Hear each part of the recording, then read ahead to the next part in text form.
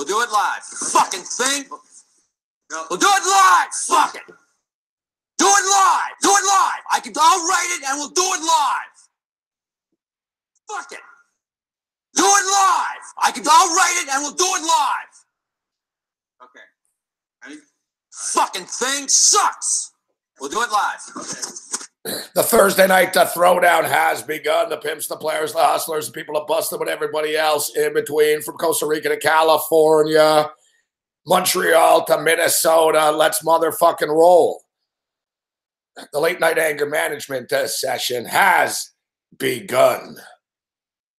Teddy Cover is going to step up and join us this evening from Las Vegas, Nevada, where we will be 7 nights from now. We will be throwing it down. The tournament will have begun.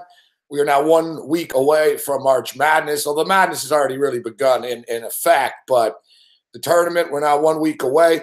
We'll be in Vegas in 6 days. Wednesday night, we roll in. We'll be ready to rock. We're doing a show Thursday morning with Teddy Covers. Teddy Covers will be stepping up and in this evening. Dave Malinsky will be joining us as well. I believe we'll be doing a morning hit on Thursday and Friday for SBR. We'll be throwing it down at the Mirage next Friday afternoon at 4 o'clock Vegas time with Clay Travis and Zach Jones and the SBR crew. March Madness. It's gonna be March Madness for real, because we're gonna motherfucking tear it apart in Las Vegas, Nevada. We'll also be doing a March Madness special on Monday during the time that Game Time Decisions Radio is on, with one of Big Man on Campus's buddies, Blackjack Fletcher, Craig Carton, Greg Sussman, and Mike Blewett. And I will be breaking down the tournament. They're expecting winners, and we're expecting winners this evening as well. It was a rough night for many of us last night here in the late night hours. Hey, listen, it was a great week of picks. You know, eventually the luck ran out last night. We should have known better that it was a trap. You really have to analyze the lines when it comes to the National Basketball Association and what's their motivation of setting the number as to what they did. We screwed up last night with that Cleveland game, but that's in the past. That's gone. That's in the past.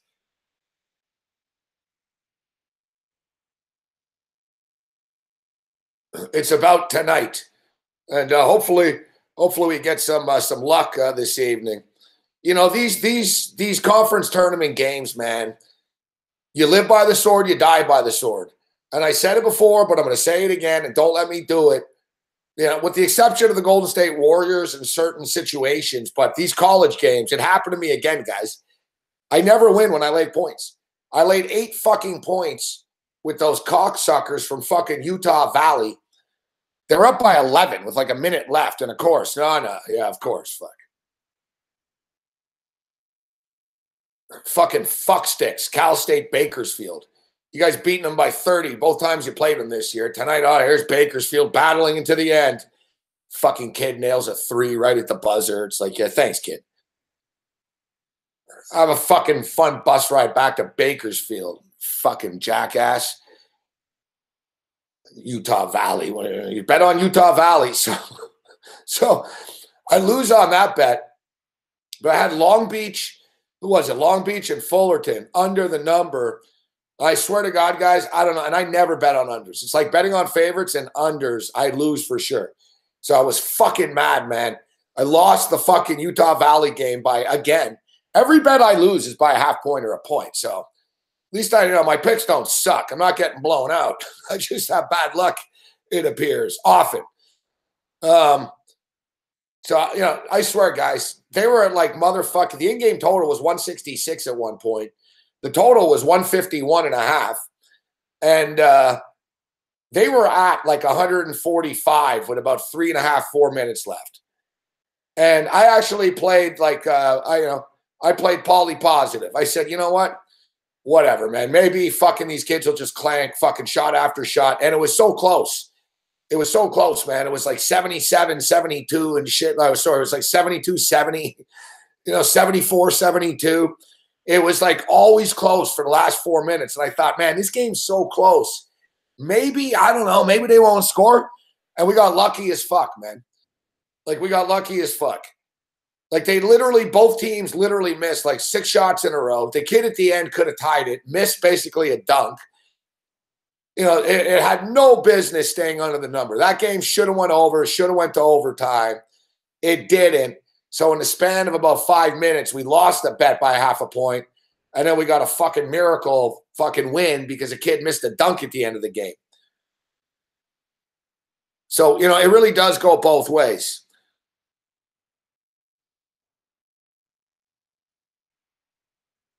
Now, our play this evening that we're writing right now as we speak is Seton Hall. And I like what I see so far because I'm on Seton Hall and I'm on the over. The over's looking nice right now. And this is an absolutely positively have to motherfucking win tonight, guys. Last night, what's the best way of putting it last night? It was a fucking bloodbath. It was a bloodbath. I was in shock by the end of it. Like, you guys have seen me a lot, man. Like, I was literally in shock last night by the end of that. I lost 5 games, man, by 1 point last night. Like, eventually at the end, like, you know, I actually felt sick, fuck. Like, after that Washington State loss last night, and then at the end, I fucking said, oh, let's take this soccer game. I said, let's go under 3.5. Yeah, it was fucking 1-0 until like the 80th fucking minute. And then these fucking dickheads in the Philippines scored 3 fucking goals in a row. Betting on fixed soccer at 4 in the morning. That was the end, man. I finally like slammed. I'm lucky I didn't break the computer. I fucking slammed it pretty hard. Slammed it pretty hard, man. Man, my chest, I just got like chest pains and shit.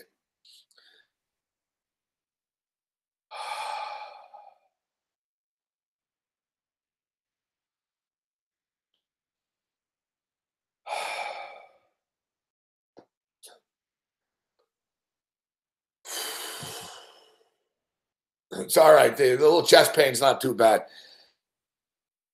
It's bad, man, when you get a shooting fucking shit in your arm. It happened to me a couple of times a couple of months ago, and I really like fucking, there was one game, man, I don't know what it was, but I really started to snap, man. It was like a Saturday afternoon. I was here alone and shit, and like, fuck, I wanted to smash the fucking TV. And I just felt like, I had this like fucking shooting pain in my stomach and my chest.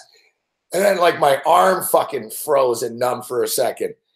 I actually thought I was having a heart attack. I was like, oh, fuck, man. I think I'm having like a mini heart attack. Fuck. I was like, I better calm down. I fucking calmed down. And like 5 minutes later, I'm like, you fucking stupid fucking kid. Like, this college shit's going to be the death of me.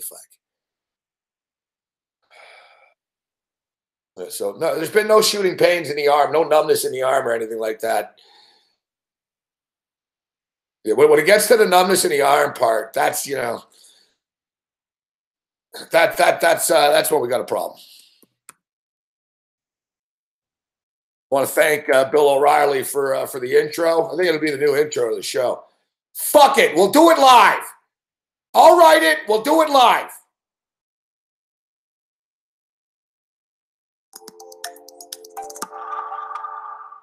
Anyone else like to share? How about you in the back with the glasses, sir? My name's Bobby, and I am an addict. Hey, Bobby. Hi, Bobby. You know, you folks aren't here because you're gamblers. You are here because you are terrible gamblers. Okay, Bobby. These folks don't need to stop doing what they're doing. They just need to get better at it. Who's dealing? Please. Who's in? Who's dealing? Who's in? I know you guys are in. As you can see, I've got a little bit of a scruff going here. Figured, you know, in honor of the NHL playoffs, I got a playoff beard going. I've never attempted to grow a beard in my life. I have no idea what I would look like. I imagine I would probably look like a poor, skinnier Ryan Fitzpatrick. Fuck.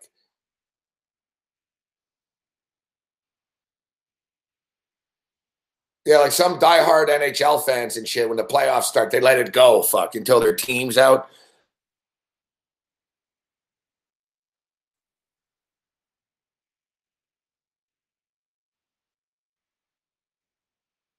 Yeah, I'm not a fan.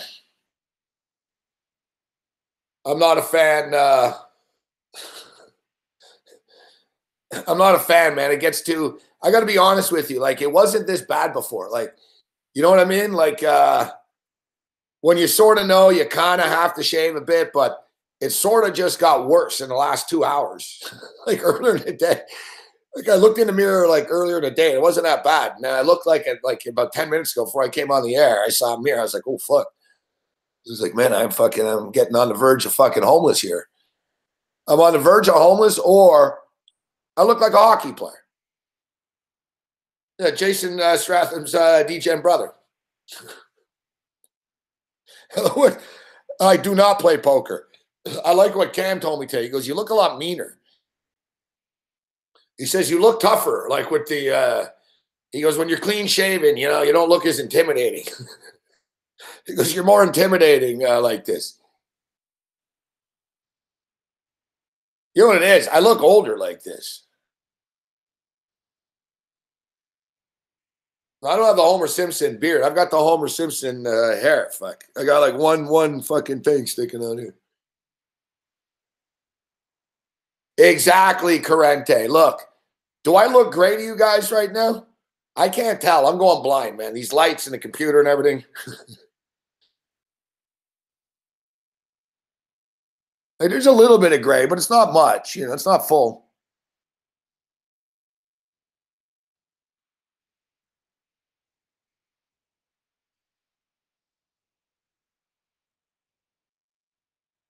Yeah, but I look older.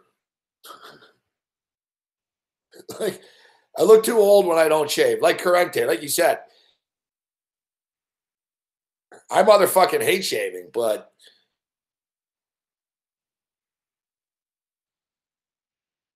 if I want to pretend not to be a middle-aged, degenerate, bald gambler, then we have to shave.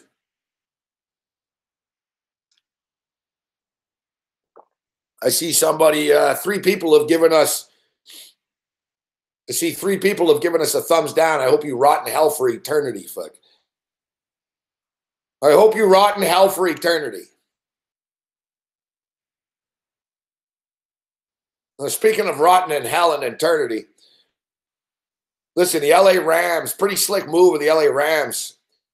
LA Rams picked up Marcus Peters the other day. Today they pick up Aqib Talib and Sam Shields. Shields is kind of done, but he helps. But Talib and Peters, their new secondary, pretty badass. And then they dropped the bombshell on their season ticket holders. Oh, yeah, by the way, we want $100,000 for a seat license. That's correct. They want remember last night we were talking about how much season tickets are with Babano and different places? We're like, man, you can get Bills season tickets for like $700 bucks now, like $580, whatever it is. Even cheaper. I think it's $375 or whatever. But yeah, so the LA Rams, when they're like, yeah, you know, we're moving into a new stadium in a couple of years, and we just want to give you a heads up that it's going to cost $100,000 for the personal seat license. $100,000 for a license. You have to pay them $100,000 for the right to buy the tickets. You don't even get the tickets. Like, if you told me, all right, $100,000, for $100,000, I want a fucking luxury suite. I want the box. I want it to be my box. And I got that box for every fucking event. And there's free food and free booze for every event that I go to. Whether it's a fucking Joel fucking Osteen fucking sermon, a monster truck rally, or the fucking Super Bowl. I have a personal box for $100K. No. You know what you get for $100K? The right to sit to some fucking blood or crit fuck in LA. And then you buy the tickets. $100,000 for the rights to buy the tickets. Like, are you guys trying to have nobody go to your fucking games? Yeah, it's pretty ballsy of the Rams. Like, I get it. You're good, fuck. You're up and coming. You know, you guys realize, fuck, you're getting about 60,000 people right now in a stadium that holds 105,000 people. Nobody even likes you, fuck.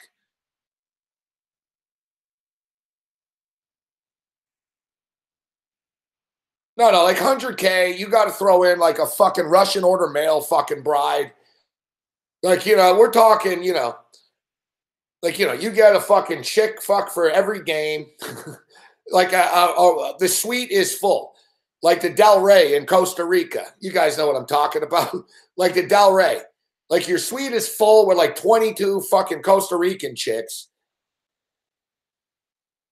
So Small Throw wants to section in the stadium. It's like I want the fucking luxury suite with like 18 fucking chicks provided, free cocaine, free alcohol, free transportation via helicopter.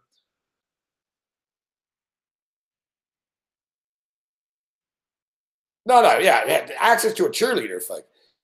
They should fucking pick you up at your fucking house in a helicopter, fly you to the game. You should fucking have sex with 4 of the cheerleaders before and after the game. They should give you like a fucking ounce of cocaine every Sunday. Like, yeah, $100,000 so I can fucking sit next to some shit fucking bag.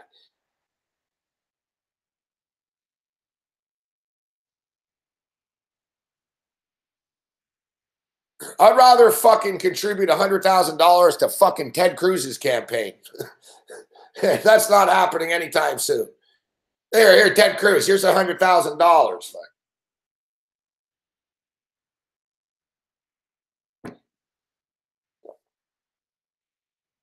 I like Ted Cruz. Well, we Texans, the people in Texas, we don't stand much for liberals down here in Texas. It's like, hey, fuckface, you're from Calgary, fuck, all right, Theodore? You're from Calgary, and your father probably was involved in that fucking Kennedy thing. It's the one thing Trump was right about.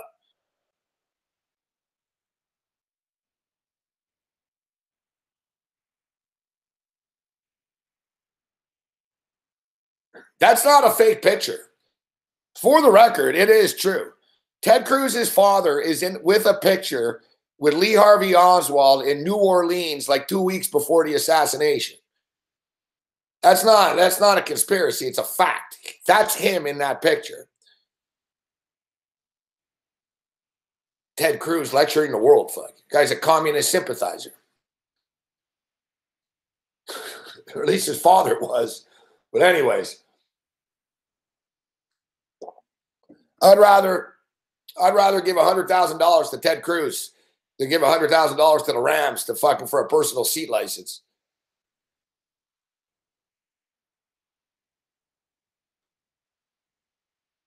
Well, we've got a bigger scam, actually, that we'll tell you about in a few minutes, but let's get to the game here. Good to see you, Matthias. Brett Patterson. Don't slam the fucking door, Bruce. Doesn't make any difference to me. Don't slam the fucking door, Bruce. Yeah, the new stadium's in Inglewood, fuck. I lived in LA. I'm aware. Like, Barry fan, like, yeah, you're paying $100,000 to fucking dodge bullets in Inglewood. All you need to know is about Inglewood. Jerry West got robbed in the parking lot of the Inglewood Forum. Jerry West. When I lived in LA, a bunch of gangsters fucking robbed the Clippers in the parking lot outside the fucking arena, the LA Sports Arena, where the Rams play now. It's fucking true. Bunch of fucking dudes rolled up on like 2 Clipper players and fucking ripped their chains off and shit. They did like a grab, fuck. They came like they ripped the watch and they ripped the chains. Like, I'm telling you, Jerry West got robbed, fuck, in the Inglewood. Like, they robbed Jerry West, fuck. We got fucking 1 fly, 2 flies, 3 flies in a fucking chat. All right, somebody asked about the Kings and the Capitals game. It's a tough game. It's a tough game, man, but I like the way the LA Kings are playing hockey as of late. I think the LA Kings would be the play, but it's not what we're focusing on. All right, so we've got 43-35 here. We got some college basketball. I'm a little rattled from college basketball. Even though we've won a bit, we're getting back on track. So listen, North Carolina and Miami, these guys had a total of 151. It was real low scoring. I kept waiting for an opportunity to jump in on a low total. I ended up getting in at 137.5. Right now, it's at 141.5. 32-31 North Carolina. I think the game opens up. I think it's going to get there. Second half over 78.5. I think it gets there. I've been tracking this basketball game. Like I said, man, like North Carolina were shut out for like the first 7 minutes type of thing. Like it was that severe. Like the total was like the game last night that we watched. You know, like the total, like I'm learning right now, like I'm like that cow that fucking is getting zapped by the fence. Like even me, there's been a couple of games where I'm like, I like the over, but I'm not doing it. Like I don't trust it. Like something bad will happen, you know, if it just slows down a bit. So this game, I swear to God, I had a bad feeling about it. And you know I love my overs, man. You know, I had a bad feeling. I was like, man, I don't know fuck about this one at 151.5. So I was glad to see it. I started tracking it. I didn't bet it. So I started to track it. And, you know, it was like 8-0, 6-0 Miami, whatever. And they really weren't moving it that much. It got as low as 134.5. And I was like, fuck, I wanted to get a little lower, get lower. Like they were literally at like 18 points with 10 minutes left in the first half. It was that low scoring. But the book really didn't like overreact, you know? So they got down to 134.5. That's all the way 17.5 point difference. And then I was like, all right, I'm going to jump in. And as I did, fucking North Carolina hit a 3. So I had to take 137.5. It's 141.5 right now. So long story short here, North Carolina's offense started to come alive in the last like 7-8 minutes of the first half. Like it's a miracle they actually got to 32, to be honest with you. So, you know, 141 right now. I think it's going to get there. I think we get into the mid 140s. I don't think we'll have to sweat it out too much. Speaking of not sweating it out too much, more winners for you in the NHL. I've been crushing the NHL. We're on a 6-0 NHL run right now. 3-0 2 nights ago, 1-0 last night, 2-0 in the NHL tonight. I'm getting good at picking my spots in the NHL. I should do this with other sports. You know, I'm too much of a fan of college basketball and NBA. Like NHL, I look at it like fucking cold-hearted. I'm like, I don't give a shit. I'm not even going to watch these fucking games. What's the fucking play? And I look and I'm like, that's the play. That's a bad number. That's the play. That's the play. Put it in. Move on. College basketball, I sit here. Oh, I don't know, man. Should I bet on Boise State and fucking Utah State? Like, you know? I will tell you, though, the LA Kings came this close to making my list tonight. So let's bet the LA Kings tonight.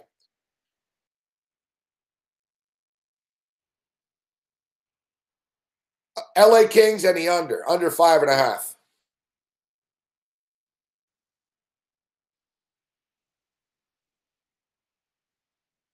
Fucking right. I'm on the Boston Celtics and the over. We're coming back, baby.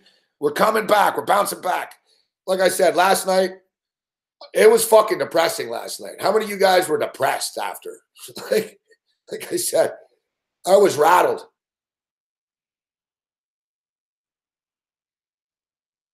All right, yeah, that's right. Overtime. Back to basics here. Okay. LA Kings and under 5.5.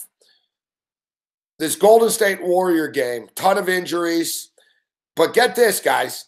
The Golden State Warriors are the ones with the more injuries. Now, listen, Pau Gasol's not playing in this game tonight. We've got 7 minutes to tip off here, so let's break it down.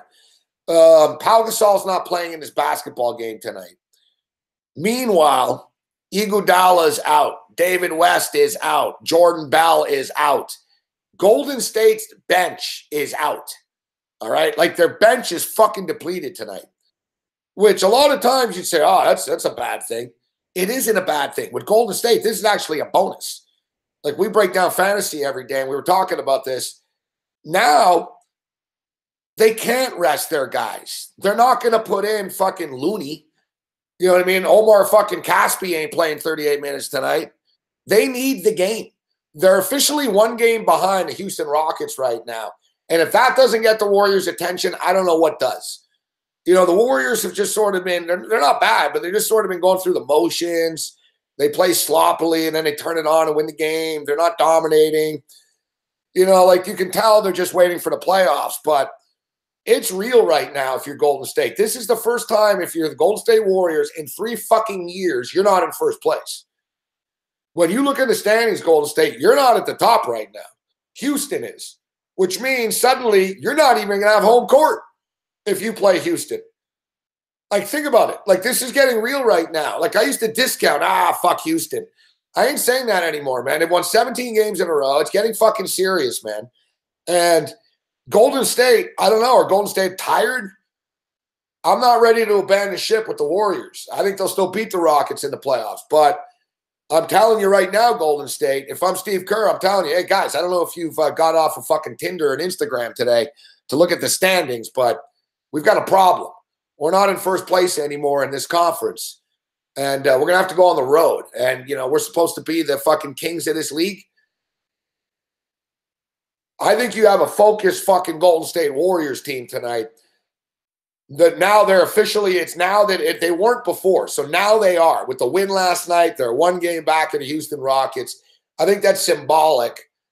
And I like the fact that the Warriors bench is all banged up tonight. It's going to force fuck them to fucking have Kevin Durant and Curry and fucking Green and Thompson on the floor for 40 minutes tonight. It kind of sets up. I like the setup, I like the setup that the Warriors bench is a little banged up. What I don't like is laying 11.5 fucking points.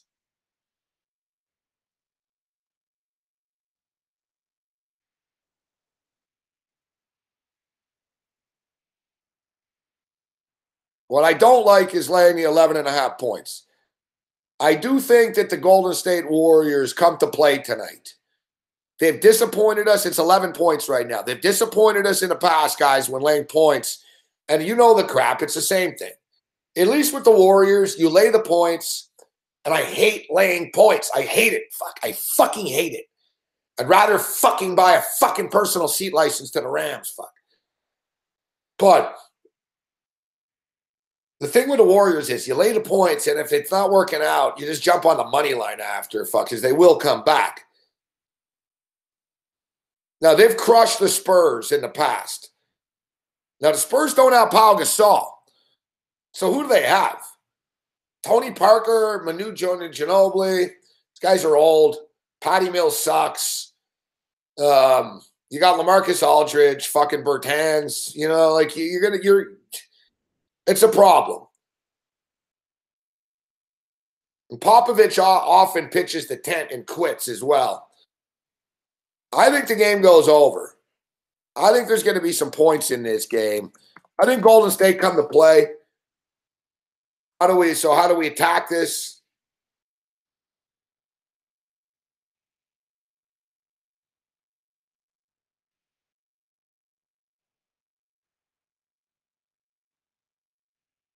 Golden State beat them 122-105 a couple of weeks ago. I remember it was on TV. We watched it. It was the same scenario. They fucking drilled them. 122-105.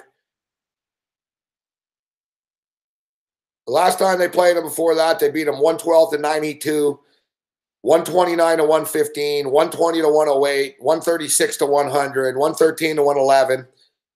Motherfuckers, they've beaten them like 7 straight times, actually, and every time they've fucking killed them. Like, look at the last 7 times they played.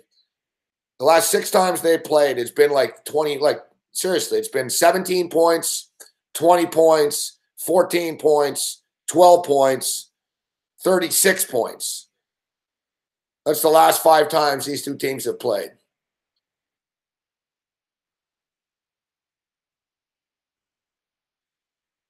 Let's go in with the Golden State Warriors. First half. -6.5 first half. Golden State Warriors.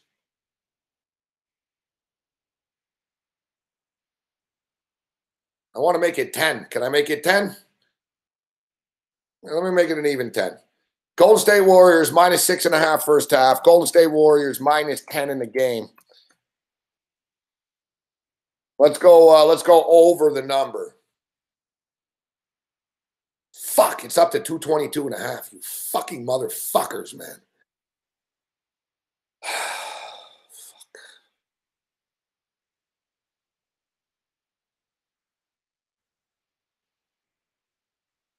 fucking son of a bitch. All right, I told you the second half, take the second half over the North Carolina and Miami, Florida game. They've scored a quick 10 points, I'm telling you. The low score of the first quarter wasn't a true indication. Like the first 10 minutes were a throwaway of this game. They're starting to pick up the pace a bit. We're on Seton Hall. Right now, they're up by 8, and it's sailing over the number. I like what I'm seeing right there. West Virginia. I actually like West Virginia. They're up by 6 at the half right now. We'll get a line on this in a second. Fucking Hawaii. There's a lot of shoulda, coulda, wouldas that I didn't do. Hawaii's up 51-46 right now.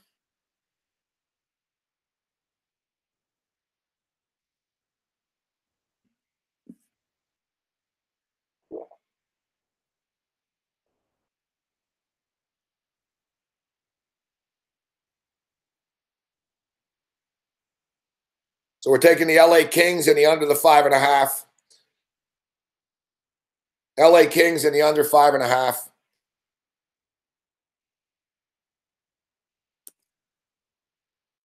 We're going to diversify our portfolio a bit this evening. Can't just be college basketball all the time. Get some puck action in.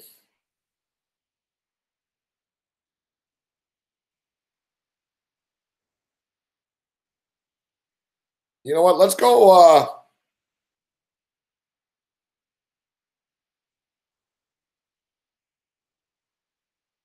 Let's go over 109.5 in the first half here. Golden State, San Antonio, over 109.5 in the first half. This is some degen shit. We're pushing the envelope. First half bets, fucking roll over. Let's go. Let's go.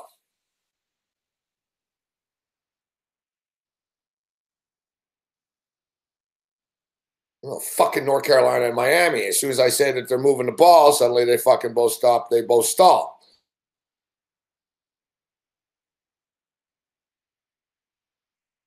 I still think it's a good number, guys. It's 139.5 right now.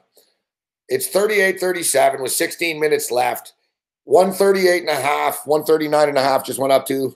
That's, so what, 65-65. Or sorry, 68-68. 69-69, actually. So my math's a little off here. They both need to score another 30 points. You know, but in North Carolina and Miami, there's going to be a lot of fouls in the end of this game. What is the current foul situation right now, actually? I'd like to see. All right, so for the record, if you want to ride the Morency train or you want to fade, you want to get off the train, I won't be offended either way. We're on the Golden State Warriors minus 6.5 first half. We're on over 109.5 first half. We're on the Golden State Warriors minus 10. I didn't take the over 222.5. Let's just play out this 109.5 and see where that goes. We played the so we got the Warriors minus 6.5 first half. Warriors minus 10 game. Over 109.5 in this game. That's 3 plays in that game. 2 of them in the first half. LA Kings to win the game, minus 140. LA Kings, Washington Capitals, under 5.5, minus 120.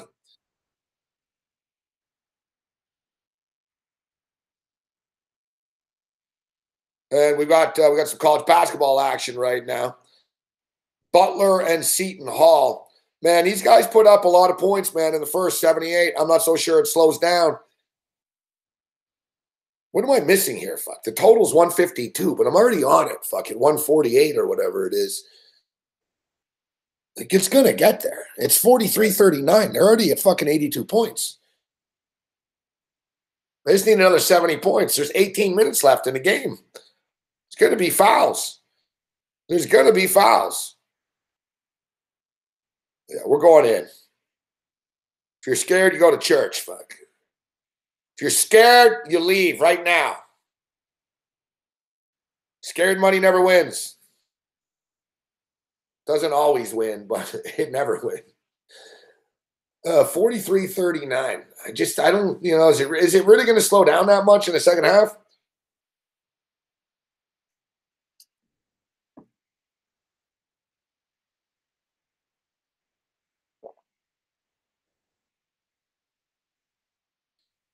All right, I want to check the foul situation in the North Carolina game.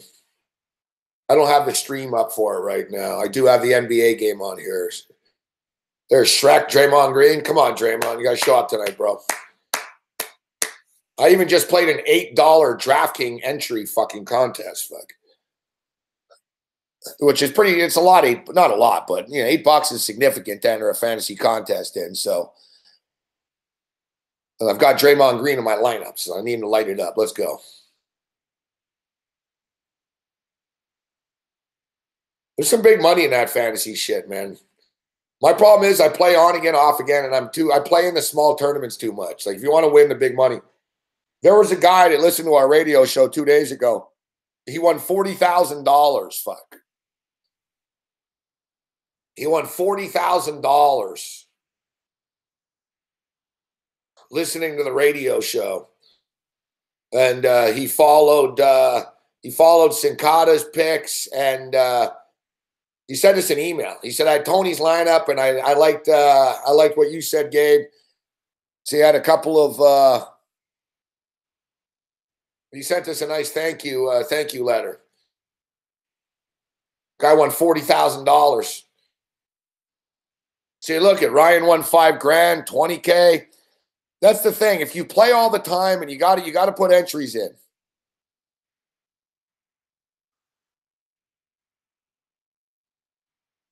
My biggest score on DraftKings was $1,400 only.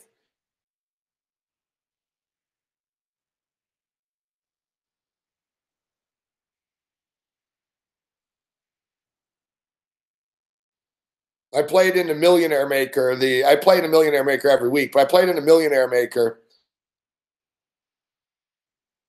No, it was Tony's lineup, fuck. It was Tony's lineup, and I had a couple. I had a couple of agreement. He just said he included all of us in the thing, but it was Tony's lineup. But no, he didn't send a tip.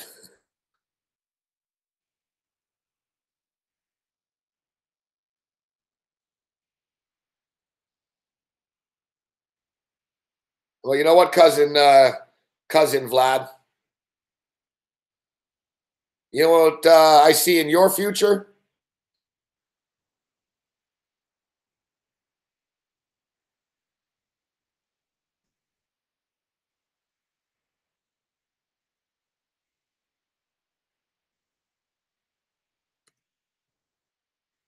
I see you getting the kick the fuck out of here. That's what I see in your future. You're gone!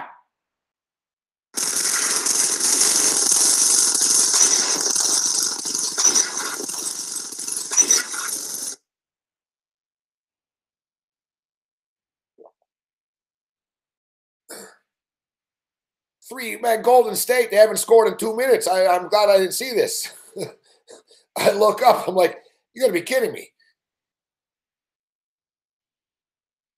Is this what it's come to for Golden State? Are you guys this bad suddenly? San Antonio Spurs aren't fucking around. This total's plummeting, and it looks like, oh, no, you got to be kidding me. No. You got to be kidding me. Steph Curry's hurt, fuck. 2 minutes into this game, and Steph Curry's hurt. Oh, fuck off. Fuck it.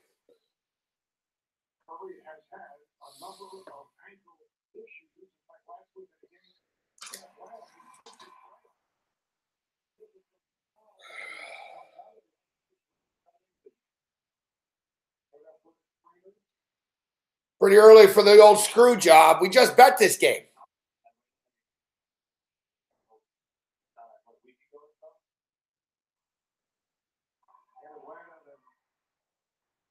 He's staying in the game. No, here he comes.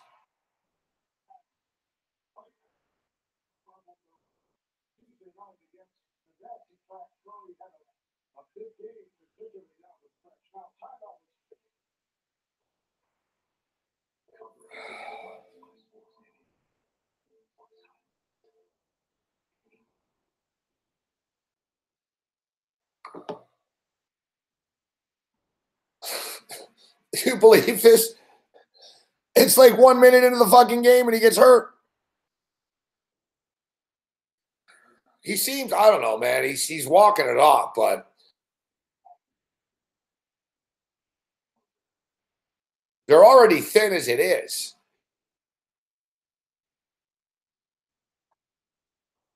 Whatever, man. If Curry's hurt, fucking Durant can fucking score 60 points. Let's go, KD. We don't have a choice. You know, we're already in. You know what? This is the beautiful thing about being able to cash out, though. Like, if fucking Curry's out, fuck, maybe I'll just abandon ship on this. Yeah, it's really starting to slow down this Butler-Seton Hall game now. Fuck me.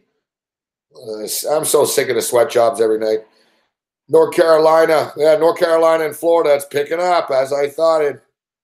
Miami, Florida, North Carolina, 45-45.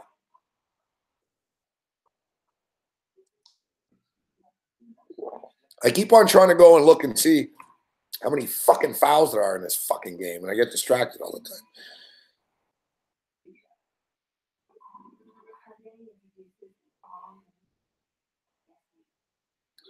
North Carolina's got 3 team fouls. Fucking Miami hasn't fouled once yet. How's that possible?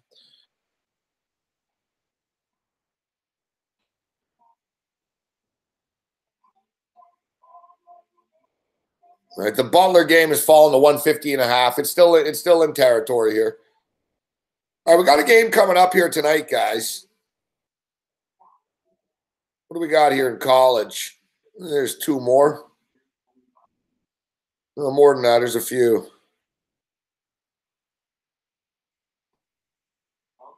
What do we got? Fucking 1, 2, 3, 4, 5. Actually, there's 5 more games off the board here tonight. And it's Australian basketball night tonight. So a few of these games tip off in 13 minutes.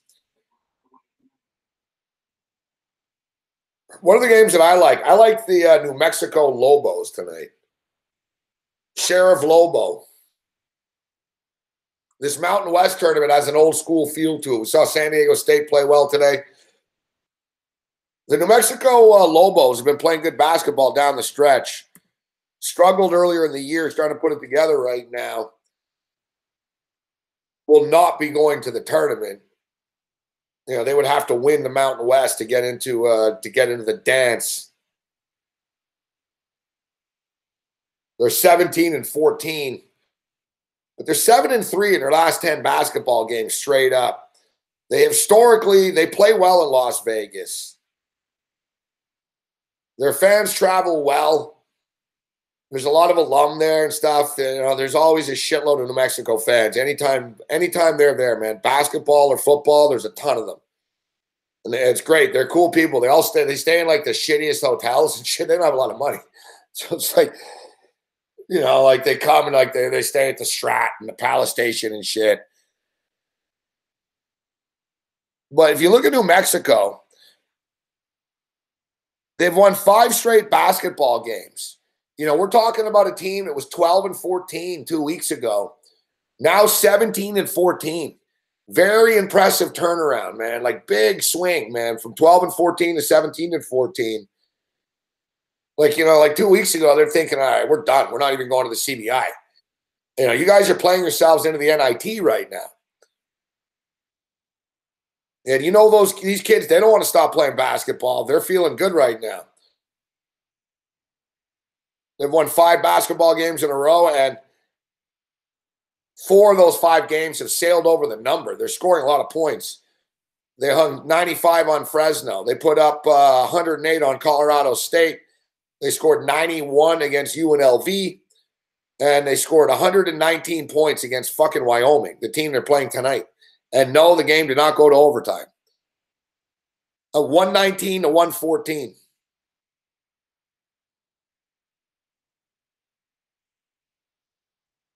So they played twice this year, and it was 75-66 New Mexico, and it was 119-114 New Mexico. You look at the Wyoming Cowboys, you're coming off a win against San Jose State. All right. You lost to Boise. Before that, you beat Air Force. Before that, you beat Fresno. You lost to New Mexico. You beat San Jose State. You lost to San Diego State. You lost to UNLV. I don't know. Wyoming are 20-12, but I don't really think they're a better team than New Mexico. New Mexico started off the season poorly. They put it together. They have a better conference record. They average more points per game, and they give up less points per game, and they got a 5-game win streak. New Mexico score 82.3 points per game. They give up 77. Wyoming scores 79. They give up 78. So if we want to play the math, New Mexico average more and give up less. Beat them twice already this year and are riding a 5-game win streak. You add it all up, and I'm going with Sheriff Lobo.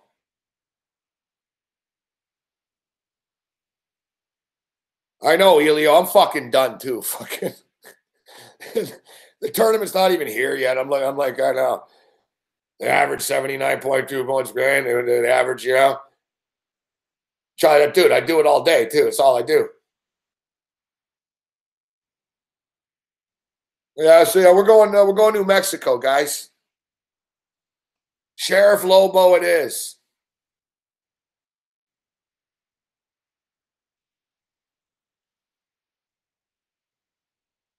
You'll notice in these tournament games, the better record doesn't really matter. Like today, man, like my buddy Cam nearly bet on Duquesne, and I told him, don't do it. It's a trap, fuck. Because he's like, I don't understand. Duquesne are like an 18-win team against Richmond, who are 13-17. How is this possible? And I told him, I said, Duquesne have fallen the fuck apart, and Richmond are actually playing good the last fucking week and a half. Shit changes in these tournaments. The dynamic changes.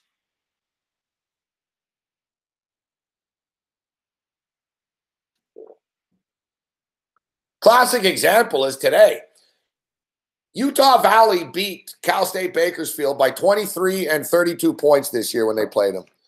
Today they played them. They fucking struggled. They fucking won by 7. All right, so that's the game I like. That's the game. Now, let's look at some of these other ones. And Ted Savransky will join us. We'll get his thoughts on some of these maybe. You know, Teddy. Let's keep track on how many things Teddy doesn't like tonight and hates. All right, so that game's at 11:30. We got time. Good. We'll get Teddy's thoughts on this shit. So Oregon and Utah. This is the one that I don't know. Fuck me, man.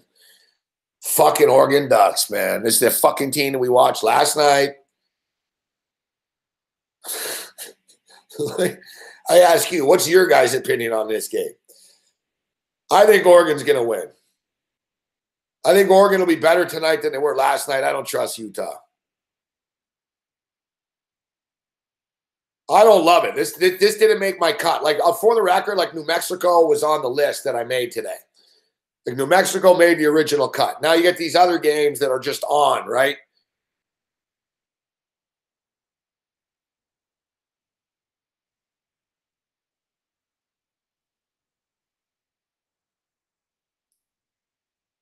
They only played once this year. Utah beat them 66-56 earlier in the season. Thing is, the Utah Utes are playing good basketball. They've won 6 of their last 7 basketball games. I don't know, man. It just seems to me that history repeats itself all the time with these tournaments and stuff. And I don't know. Utah usually lose in these games. I don't trust Utah. Like Oregon pissed us off last night. And that's why I almost think they're the play. Because anyone that watched Oregon play last night would say there's no way in hell this team's going to beat anybody.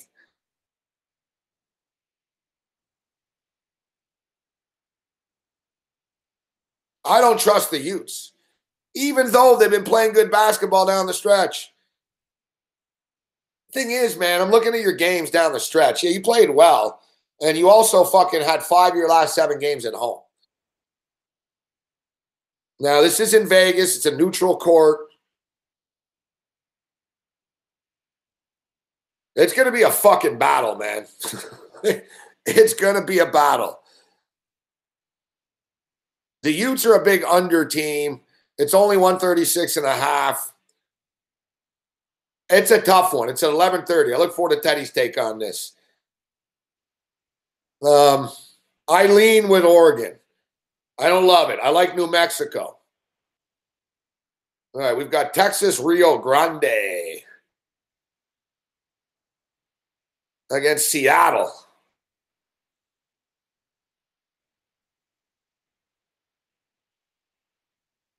Pretty evenly matched teams. When they played this year, Seattle beat them 85-68 and 79-76. They're both kind of no pedigree coming in here. Lost 4 of their last 5, Rio Grande. Seattle, they've lost 3 in a row. This is a shit fest, fuck. We're not betting this game. We're not talking about this game.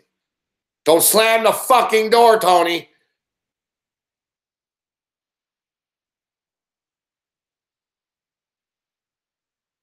That's the breakdown of Rio Grande and Seattle. You can both go fuck yourselves.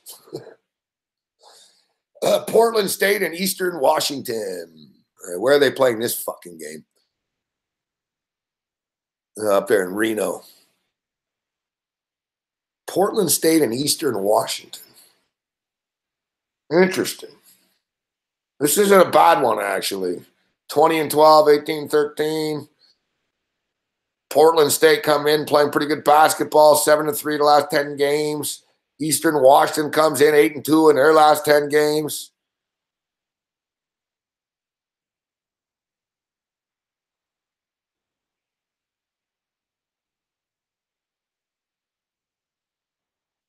Now, it looks like this should be a track meet, this one, guys. The over, 22-6 in Portland. Over 9-2 in the last 11 what the fuck was that? Last 11 games between these two. Overs 9-2. Looking at this year, it was 94-81. It was 81-74, both of which would get us over this number of 154. Looking at current form here, Portland State, 71-67, 97-90, 78-85, 96-91, 91-77. They're a pretty high-scoring team. They average 86 points per game, guys. They give up 79.8. Eastern Washington put up 75 and give up 71. And even Eastern Washington fucking hung 85 up on their last game. Eastern Washington played to the mid-70s in every game. And meanwhile, you've got Portland State, who fucking play track meet. Let's go over the number in this one.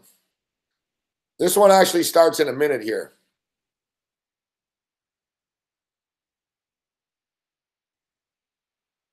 We're not going massive on it.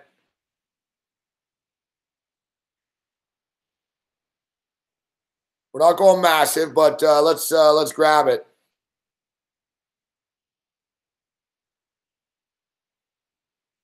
We can worry about the other ones at 11:30. This is the one that starts in a minute here.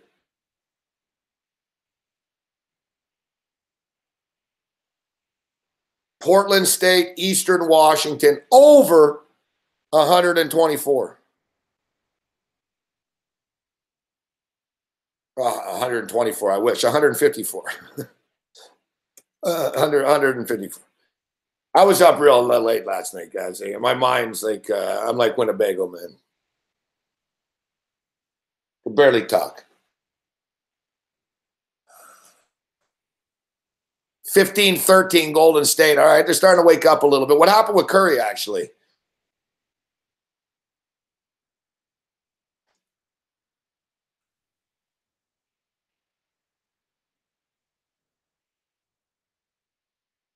I don't see Curry out there.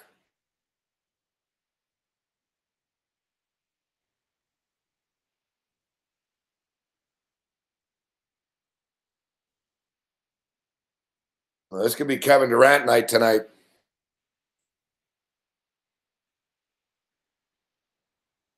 $57-53. They're up to 110 in the Miami game. All right, we'll take a quick break. Teddy Covers joins us on the other side. We'll talk about tonight's 11:30 tip-off to try to put some money in your pockets. Don't slam the fucking door, Bruce.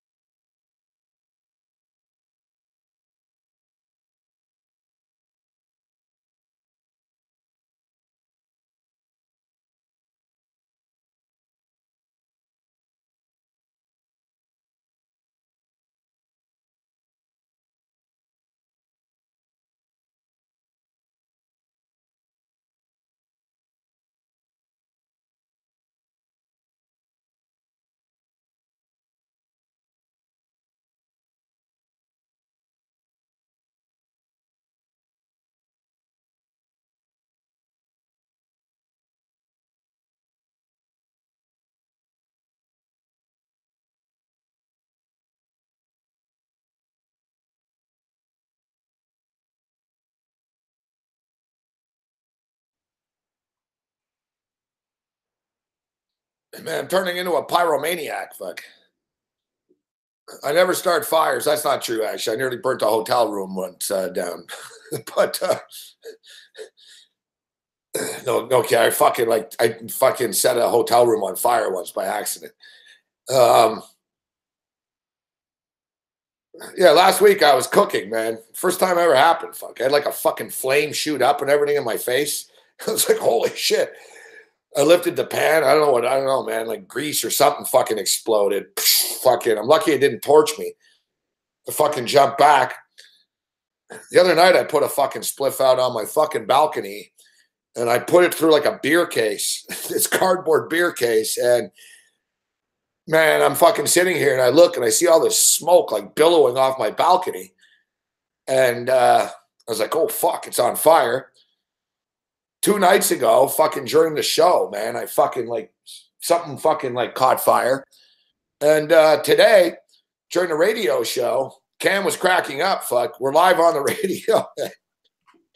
I had to pour a Pepsi fucking on top of something to fucking put out a fire.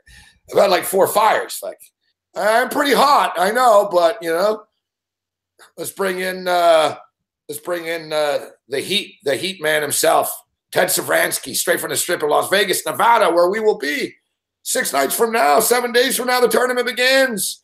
Teddy! The Heat Man? I came up with something. The Heat Man? Figure you're hot, right? You're picking winners.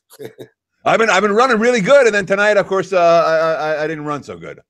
You know, I lost Texas Tech at the end, which is pretty freaking frustrating. I pushed with Nevada against UNLV. That was kind of, I mean, I was glad to get the push. The lines are but pretty they certainly strong. weren't.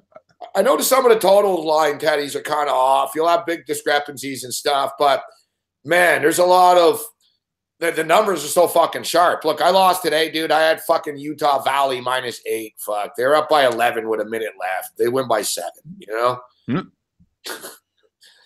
I mean, you know, you're not wrong. You're not right. No, the numbers are tight. You know, the goal is to find the games where the numbers aren't quite so tight. Yeah, Cam was like, "Oh, that's a bad beat and stuff." I told him, "Fuck, dude, I just bet on Utah Valley State." Fuck, you know what I mean? Kind of. It's not as though it's like I'm not investing in Apple here. You know, fucking. It's not like buying Microsoft stock or anything when I'm betting on Utah. It's crazy though, Teddy. They beat them by 32 and they beat them by 23 this year. You know, they end up coasting today and not really caring enough to pull away. But, you know, we've got a bunch of degenerates amongst us right now, Teddy. And people are firing off the questions at me. I look forward to your take on this game because it's in your backyard. I know you pay a lot of attention to the Mountain West. We got Wyoming and New Mexico. And we got another game in your backyard tonight with the Ducks and the Utes this evening. And I'm almost sickened to talk about the Ducks after his last night's fucking display. One of the worst basketball games I've ever seen in my fucking life last night. The Ducks and Washington State, although I did have the Cougars plus the points. So let's start off with the Pac-12 battle here. The Oregon Ducks and the Utah Utes. Teddy, what's your take? What's my take? I don't have a strong take on either one of these games. Otherwise, I'd be in action on them. I don't have a bet on either game. In general, we're talking about conference tournament strategy. I like teams that survived and advanced off a shitty performance in the opener. So in general, I'm going to look at teams like Oregon. You know, the team that doesn't cover, the bandwagon isn't there for the Ducks. Yeah. You know, teams that cover the first game, there's a bandwagon. Teams that win and don't cover, the bandwagon is not there.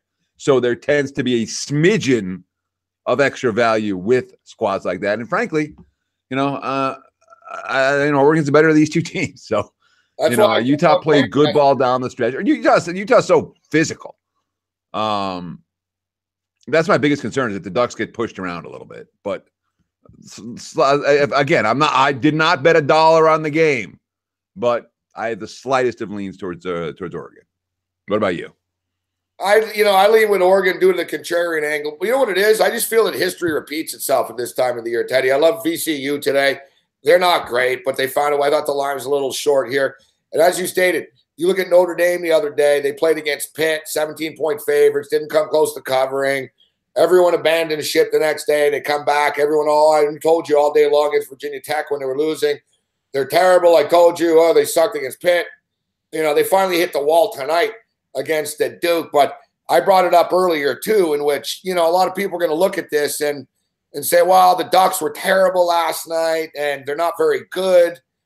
And getting to Utah. What about Utah? Are Utah on the bubble right now at 19-10? Are Utah getting in if they win this at 20? Oh, I mean, of all the things for a handicapper to pay attention to, this bubble, not bubble shit, it's just air, dude. It's fluff. There's nothing to it. I haven't read a bracketology article. I don't think I will. And I don't really watch the talking heads talk about who's in and who's out. It's a waste of time. Remember, they got to have content 24 hours a day, man. Does Utah in, bubble, out? I don't fucking know. There's a huge fucking difference, Teddy, between a team with 16 wins and 19 wins. What their motivating factor is going into a basketball game. Teams that are at 18 and 19 to 20, they know, hey, we win 2-3 games, we're getting into the tournament. You go in winning, 16, you're a 16-win team. You're like, fuck, unless we win this tournament, we're not getting in. I'll disagree. I think it's fucking highly important what this team's status is. So you think if you do nothing but bet on bubble, you don't think the markets reflect that in the number? If you do nothing but bet on every bubble team in the conference tournament, you'll make money? No, because I'm not buying that. Bubble teams are bubble teams because they're not very good, right, to begin with. So they're not locks to begin with. But as far as a team, and one thing I will say, Teddy, they are kids, and I don't think a lot of these kids even give a shit, to be honest, right? They're playing the game. Do they want to go to the tournament? Yeah. But once they're on the court, they want to win. I will agree in a sense that I don't think a kid is thinking, oh, shit, if I don't make this shot, we're not doing this. I think they're competitors and they want to play. And once they're on the court, it's a game and they want to win that game. But I disagree. And I do get your point about teams in must-win situations. I find in football, the NFL, it's funny. Oh, this team needs this game. They need this. Well, whatever. I need a lot of things, Teddy, I don't get, right? Needing something and getting two different fucking things.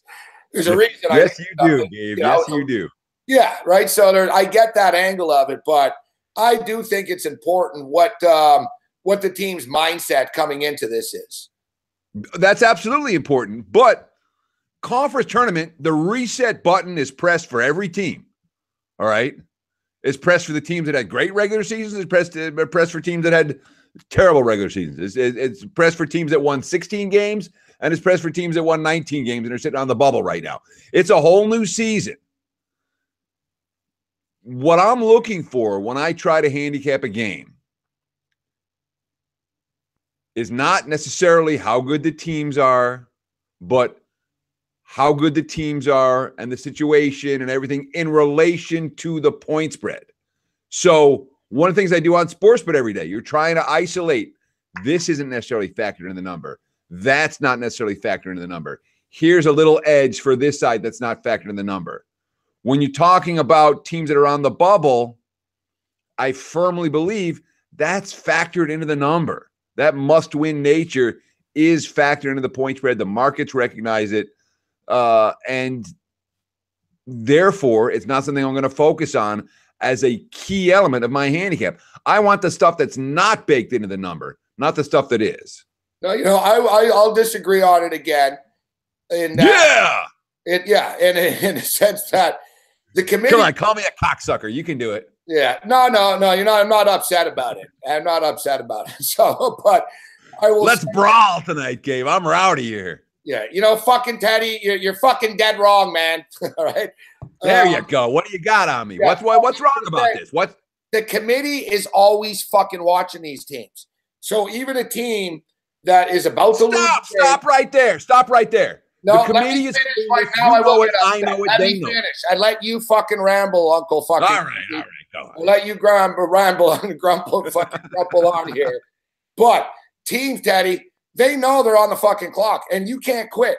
So if a team is not on the bubble and not playing for a chance to get into the tournament coming into this weekend, and they're down by 10 late, who gives a shit? Fuck. The CBI committee's taking us fucking anyways.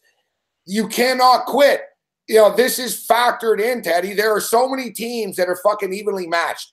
All these fucking Power 5, the Washingtons and the Oregons and all these fucking shitbag fucking teams that are 20-10 and stuff like that. There's no difference between them. So some of them are going to get in and some of them aren't. And whether they quit at the end of games, Teddy, does come into play. The committee's watching every one of these fucking teams, every minute of these games. They're going to go, look at these guys. They want to get into the fucking tournament. They're not even trying with 4 minutes left because they're down by 13. It does matter, Teddy. The committee is watching. Okay, let's start with this. The committee generally is going to make the wrong call.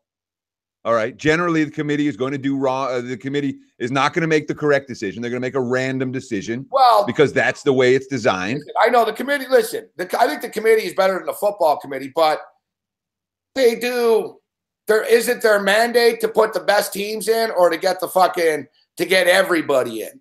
Because to be honest, Teddy, it's fucking ridiculous that some of these shit fucking conferences are in the fucking tournament. They don't have a hope in hell. They're wasting everyone's time. Hmm. No number 16 seed has ever won. I'm with you. I hear you. But yeah, never won. They never won a game. Exactly. Yeah, that's what I'm saying. Exactly. We had a 15 seed in the Sweet 16, didn't we? Florida Gulf Coast. That's how Andy Enfield got the USC job. Yeah. So, and that's what's great about March. That's what we love about March, is the crappy team that have no chance that find a way to have a chance. What's that? Did I hear you say that's what you love about March? It's the first time you said you loved anything. Yeah, you got me riled up, man. That's all you needed to do, Gabe. Just get us fighting, and I'll find stuff that I love. If I need someone to battle with, man. That makes for my, that's. I've been doing Sportsbook alone. We're working on a co-host. I've been doing Sportsbook alone. I got no one to brawl with. Alone, you don't have anyone coming back at you telling you you're wrong. Yeah, exactly. I need someone to cut me down to size. Absolutely. I need it all the time. Because otherwise, I'm convinced I'm right about everything. But I'm right about this. All right, is that to say that the committee's watching? The committee's not Big Brother. The committee is not watching. Is sitting there watching these games. You really think the committee cares about whether so-and-so beats so-and-so in a conference tournament quarterfinal game? I'm not buying that. No way. I think they are. I don't think Condoleezza Rice is, but she's the decider of everything, Teddy. Yeah. Well, she worked for the decider. She did a horrible job. Fuck.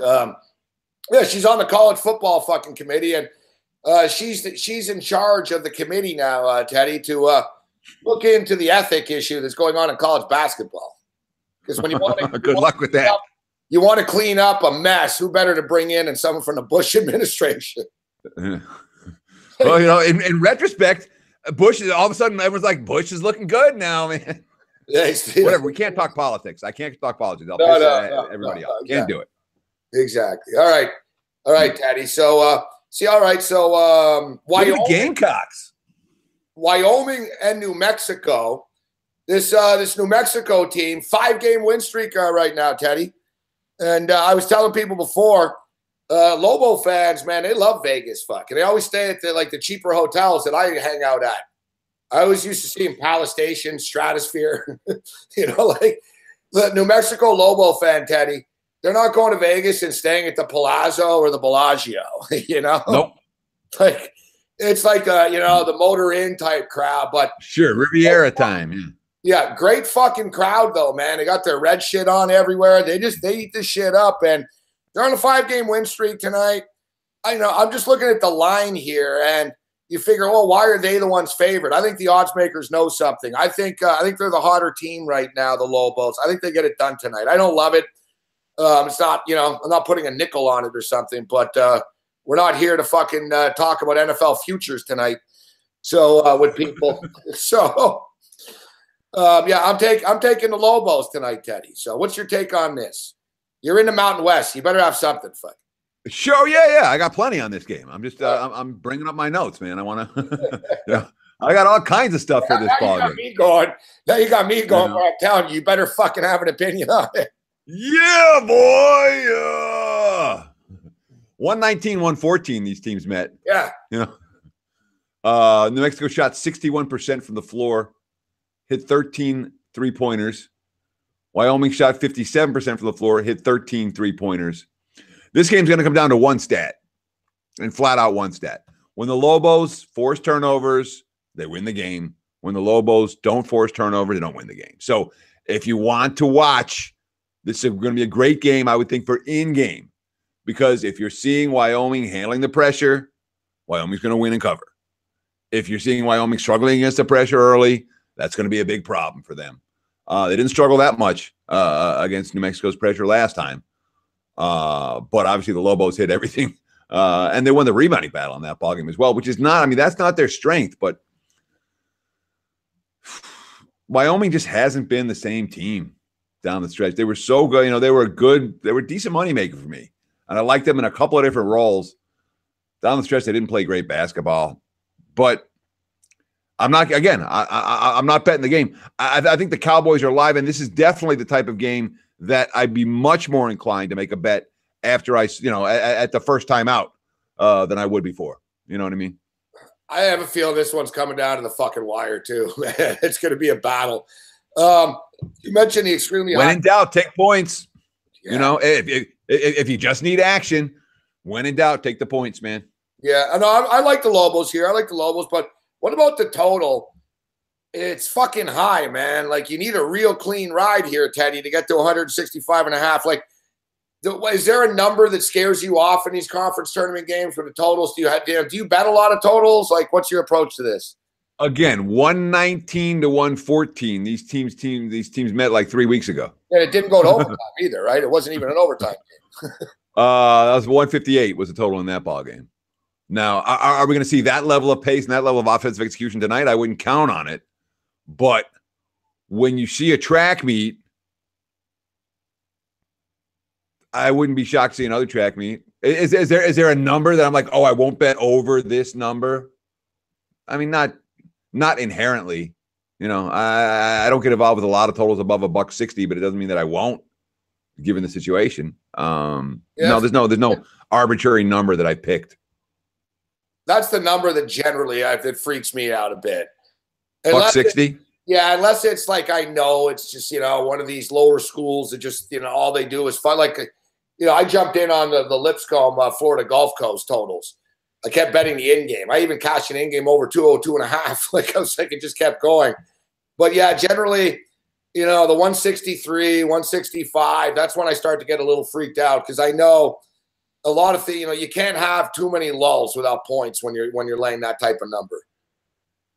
And yeah, but I mean, if you have one of these 2-minute stretches where nobody scores and nobody gets fouled and all of that, it can be erased. You have three-pointer flurry. I mean, you have one of these 14-point minutes in the middle of the, or whatever, 11-point minute in the middle of the half, and all of a sudden, that temporary scoring reduction gets wiped away pretty quickly. All right, this fucking motherfucking Butler Seton Hall game, man. It's a 1-point game now. Yes, it is. That's what I'm saying. Everything's coming back to the number. Everything's coming back. I've got over 147 here, man. We're at 133, and I got a problem because it's too close. Fuck. Yeah, it's too close. You want a 6-point lead there. You want them to start fouling with 1:30 left. Fuck, man. All these fucking games, Teddy. I'm betting at this book that I can cash bets out, and I don't. It just terrorizes me that I don't do it after. Like, I couldn't. What do you mean you can cash bets out, but you don't? There's a cash. What's going on, Gabe? Are you melting down on me? There's a cash out option. Right? What are you parlaying stuff? Or I don't understand. What's the cash out? Like, you make a bet and you win it, and then. Yeah, like a good example is like right now. I already basically it's live in. Oh, like a cash out option in play? Yes. Yeah, so exactly. So I just put a little recreational bet on the Portland State Eastern Washington game, $25. And I bet the over. It's 18-8 right now. They're willing to pay me $35 already. I could cash out and and get the profit already. So like you sort of, but it fucking fucks with your head, Teddy. Like I have bigger plays. A little bit, yeah. You really got to be thinking about it. I have $200 on this Seton Hall game, and like earlier, I could have cashed out and gotten like fucking 330 type of shit. You know what I mean? But instead I didn't. Now I might get nothing. And then after you're like, fuck, I could have cashed out. So yeah, like they're willing to pay you a profit when it's ahead, but it's fucking, it really upsets you if it's sailing over and then it doesn't get there and you're like, fuck, man, I could have cashed it out. You know, I almost wish like I betted a book that didn't have this at times, Teddy, because it really fucks with my head, man. Well, start cashing out more then. Or are you not cashing out ever?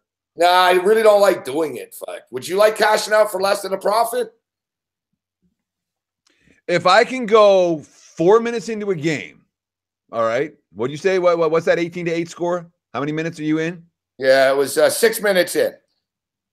You're 6 minutes in, and you're going to make what, a 40% return on your investment? Yeah. You bet 25, they're going to pay you 10? Yeah, exactly. So yeah, you put 250 down, they'll give you 350 back. I'll tell you what, I'm going to think about it. You know, I'm really going to think about it. I know. Just cashing out right there. Why not? It is profit and you move on, right? You know what's great, and I did it the other day. This is when you feel real smart, is I had a basketball game. The total was like 144. It was skyrocketing over, Teddy. So it got into like 156, 157 in game and shit. They basically paid me like 80% of the take right away. So I fucking pulled it out because I needed the money to roll over on something else. So I pulled it out and the number plummeted back to the original number and I bet it again and it won. So that's pretty cool. But you fuck up sometimes and it terrorizes you. Like I said, it fucks with my head, Teddy. I'm not going to lie. Sure. Well, I mean, if it messes with your head, don't get involved with it. You know, I mean, look, there are, and we're going to see more of it. There are more and more different types of wagers and types of wagering opportunities. You do all this stuff with fantasy and the fantasy lineups. We can count on it. You know, 5 years from now, 10 years from now, there's going to be so many fantasy options. It's going to blow your mind to the different ways to bet on games. All right. I've got 20 years experience with point spreads and totals. You know, first half, first quarter side, the in-game, whatever it is. That's what I focus on. Yeah. You know, that's what I do best. That's where but that's not to say that someone else with an area of expertise in a different area isn't going to have success doing that. Of course they will. Or of course they have the chance to. This is a completely different angle. You're right, Teddy. This isn't even betting and shit. This is where, you got to be a math guy almost to really understand. Absolutely. It's all math. Yeah. The numbers they're offering you are math. Yeah. You know? So it's the kind of thing that you probably don't want to do casually. You probably want to, so guys figure out how they're making their numbers. You don't see the chat, right, Teddy? So no, if you send me a freaking link, I'd see the chat. Where's the chat at? Hey guys. Yeah, sorry. Well, you could just open the SBR page. No. Here's check your DM. I just sent you the link. So you can just So guys in the chat even are fucking like angry that we're even talking about this. Not like mad at us, but it's making them mad, like the frustrations and shit of everything, you know? I'm telling you, the live betting, Teddy, it's happened to me, man. I've saved myself a few times. Like once I had a good hunch. I had $500 on a football game once, and I didn't like the way things were going. I was like, I don't know, man. I got a weird feeling about this. And they were offering me like 333 back. So I got 833 instead of like 950. And I was right. The team I bet on ended up losing the game. So I won the money. But it pisses you off.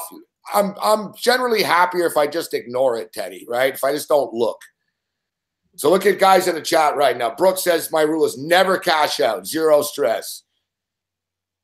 Matt says he cashed out a $7,800 parlay, Teddy, and he only got $350 and it ended up winning. That's the one that's brutal. That's brutal right there. I don't mean to laugh at you. Somebody in the chat raised a good point, though, because the thing is, if you're cashing that money out, Teddy, you're betting it. So you're just rolling it over on something else, and you could just be ruining a fucking win, right? Yeah, sure. I mean, you could, absolutely. You know, I mean, in Vegas, I guess we'll call it a disadvantage, but in some ways it's an advantage. In Vegas, you don't have that option, you know? I'm not looking at my, Caesars app, my William Hill app, or my, CG app or whatever, and getting these options mid-game. So So I don't think about Some it. would say Vegas is behind the times. Some would say that, perhaps. On the other hand, everyone's bitching about you're bitching about it. The guys in the chat are bitching about it. They're saying it's messing me up. I don't like it. This is my nightmare story. That's my nightmare story. So I'd rather be behind the times and be confident in the wagers I'm making than be, I know. All right, fuck that. There's 70-68, this Butler-Seton Hall game. I'm watching it. Fucking game, man. Fucking Seton Hall was leading. Here it is. Back up, 71-70. I'm watching it right now. Tonight I got the TVs on in the office. I got the stream, so I might be a little bit behind here. All right, you want me to ruin it for you? Oh, my God. No, just messing. But oh, my God is okay. That's just generic. Oh, hey, the ball goes in. Nice fucking friendly roll. Yeah. But what's your number? 147's the total. Oh, you're live. It's live. This is a big possession here. Like, it's better if they don't score. And then, correct. Yeah, they don't score. They'll let 20 seconds go. They'll foul, and then I just got to hit free throws. You know the drill. Yeah, like the Red Raiders. Fucking free throws. Is that what happened at the end? Yeah. They missed they missed free throws all game, but they were missing them in the final minute. They missed for 3 or 4 of them. And they were difference makers. They kept on going one, they're hitting the first and missing the second, or hitting this, missing the first and hitting the second, and all that. So you can watch Teddy's videos every morning on the SBR YouTube page, Sportsbit. Tomorrow morning, Teddy, SMU and Cincinnati on the board. Big point spread there. Looking at what are the big games in the morning here tomorrow. What do we got? We got Cincy laying 13.5, 127 SMU. I got Rhode Island 9.5, 148 against VCU. Ooh. I got a bunch of stuff in the Sun Belt, which I can give a shit about. High. Isn't that, Teddy? It's a little high there, Rhode Island. Rhode Island's getting a lot of respect, though. Maybe a little tired down the stretch, Teddy. Rhode Island's getting a ton of respect from the markets, and deservedly so. I mean, they've been an elite team. But yeah, like I said, when in doubt, take the points. But that changes as we start moving into third game in 3 days, third game in 3 days, 4 game in 4 days. Then when in doubt, lay the points. But that's, we're not there yet. We're getting there. Tomorrow we're starting to see some of the 3rd and 3s. What do we got? Auburn 5.5, 151.5 against Bama. Good game. Kentucky 4.5, 5. All these mostly 5s out there now. 137 against Georgia. That's early. I got Virginia 7, $118.5 against Clemson. Just keep betting Virginia under. Virginia under is a gift that keeps on giving. Kansas 4.5 only against K-State, 141.5. Interesting. I'm seeing the first lines up for a bunch of games right now from 5 dimes. Are we allowed to mention them? Or are they not a sponsor? No, they're not. But our sponsor's actually down all week. So they come on as the official sponsor of the show. Bet online. All right. 5 dimes has got some numbers up on the other games. You want me to run them? Yeah, run them. Yeah. What's Georgia? I got Tulsa 3 over Memphis. What's Georgia? I got St. Joe's 5.5 over George Mason. I don't have a strong opinion on either one of those. Xavier 7.5 over Providence. I might run Providence back. I cashed with Providence today. I might run them back. I don't know if I will, but I might. Xavier's pretty. I don't like stepping in front of Xavier though. I got Buffalo 11 over Kent. I haven't done anything with the MAC. We got the Wolfpack, Nevada 3 over San Diego State. Ooh, what do you think? I got again. These are the first lines I've seen for any of these. Arizona 4.5 over UCLA. UC Davis 1.5 over Fullerton. I don't know that. Montana 3.5 over Northern Colorado. That's the first lines from 5 dimes on those games. What was the Kentucky Georgia line?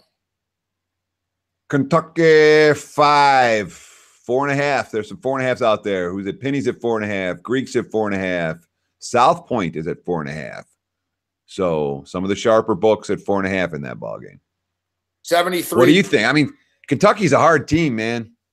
I almost have a feeling that I like, oh, what a play by Seton Hall, ties it up, and one coming up here, and this is going to help our total. I'm a fan, Teddy. You were talking about being a fan of, betting teams, didn't play one of them before. I bet on Louisville yesterday. I shouldn't have come back to the well today, but I almost like these teams with like fucking blue chips that have chips on their shoulder. You know what I mean?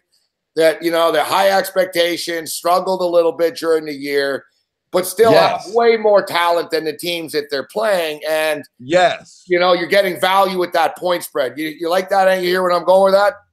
100%. Again, look, conference tournament weekends for us. Next weekend's for the casual guys. Yeah, that's fine. Conference tournament weekends, and you talk about winning strategies. And again, people always want picks.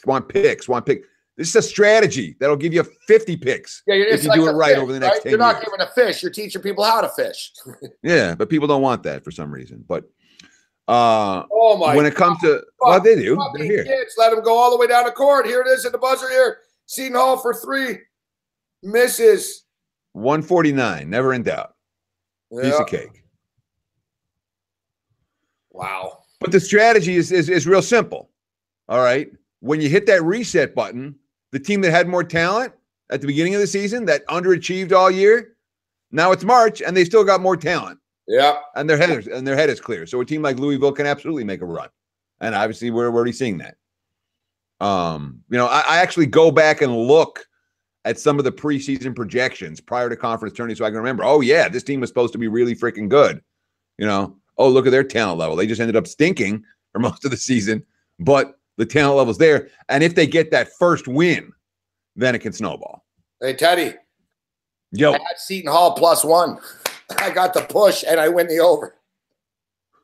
Never in doubt. I'll take it. What'd that close? +1. There were one. Butler was 1.5 in a lot of places. Yeah, I got it at +1 right before the game started. Oh, sucks for you. I bet it. Yeah. You should have had +1.5. Yeah. Come on, Morency. I'm betting too many games. I'm not betting the games in advance. Yesterday was all great, Teddy. I was sailing along and it was a bloodbath here last night. Some bad money management. We jumped on too many games. It's frustrating today. I'm like fucking flipping shit over. It's like fucking pawn wars or something here today, fuck. So what's with the new this is anger management, right? And now you have like diatribes or something. What changed up with that? What do you mean? It's promo? No, it's sports rage, late night. We've always called sports rage a late night anger management class. I don't know. I saw something looked different. I don't remember what it was. Yeah, never mind. That's about it. And then I had a contract shit with iHeartRadio was a problem. Did you really? Yeah, with the name Rage, whatever. I didn't want to deal with the bullshit and argue with him. Fuck, because whatever. Like, there's no skin off my ass. What are you talking? You've had sports rage. How long have you had sports rage for? Forever. No, I still own it. Fuck, I just can't have it in multiple spots. Fuck. Yeah, I can't. I could go to fucking court. I just don't want to argue. Fuck. Well, what's the point of arguing? I got to pick my battle. Yeah. You know what I mean? Yeah, I'll give you a hint, Dave. Don't take a big corporation to court. Well, put it this way, Teddy. The checks are clearing, all right? Yeah, exactly. The checks are clearing. The checks don't That's not a battle you're likely to win, my friend. Yeah, we have a problem with the name, But, late night anger management. Yeah. I can say sports rage all I fucking want, but yeah, no, it's just they branded a show with the name Rage or whatever. It was a fucking issue. But anyway. Look at this. Freaking Arkansas, South Carolina's right around the number. It's game after game, right on the number, right on the number, right on the number. Well, it's not on the fucking number. The Golden State Warriors, fuck. We just lost the first half play there, guys. My apologies. Are you betting on the Warriors in the first half? Yes. What? I had the over 109. Have you not watched Golden State at any point this year? What's that? Golden State's been a terrible first half team, and even worse is Big Chalk. Yeah, well, it didn't help that Steph Curry got hurt in the first minute, Teddy. Doesn't matter. They've been the Golden State third quarter. If you bet the Warriors third quarter, they're killer. Yeah, we're aware, Teddy. First half, they've been awful. The first Warriors game I've watched this year. I'm aware. What are you doing, Morency? What are you doing, bro? Settle down, Teddy. Settle down. What's the cap? What's that cap you're wearing? It's backwards. I can't see what the logo is. What was I going to say? No, it was a calculated gamble that they were going to come out hot tonight. You keep telling me how you're betting too much, you're in too much action, you're doing all this random shit. They did, and they were, except Steph Curry, Teddy, got fucking hurt on the fucking first fucking play of the fucking game, essentially. And it fucking sucked the wind out of everything. I'm sorry. I'm sorry to hear that. But if you're betting too much, you're betting all over the place, it's making you crazy. Why are you betting that freaking game? All your attention's on college today, dude. Is your attention really on the NBA? No, and I'll be honest with you. Before the game, yeah, it is actually. Yeah, it is.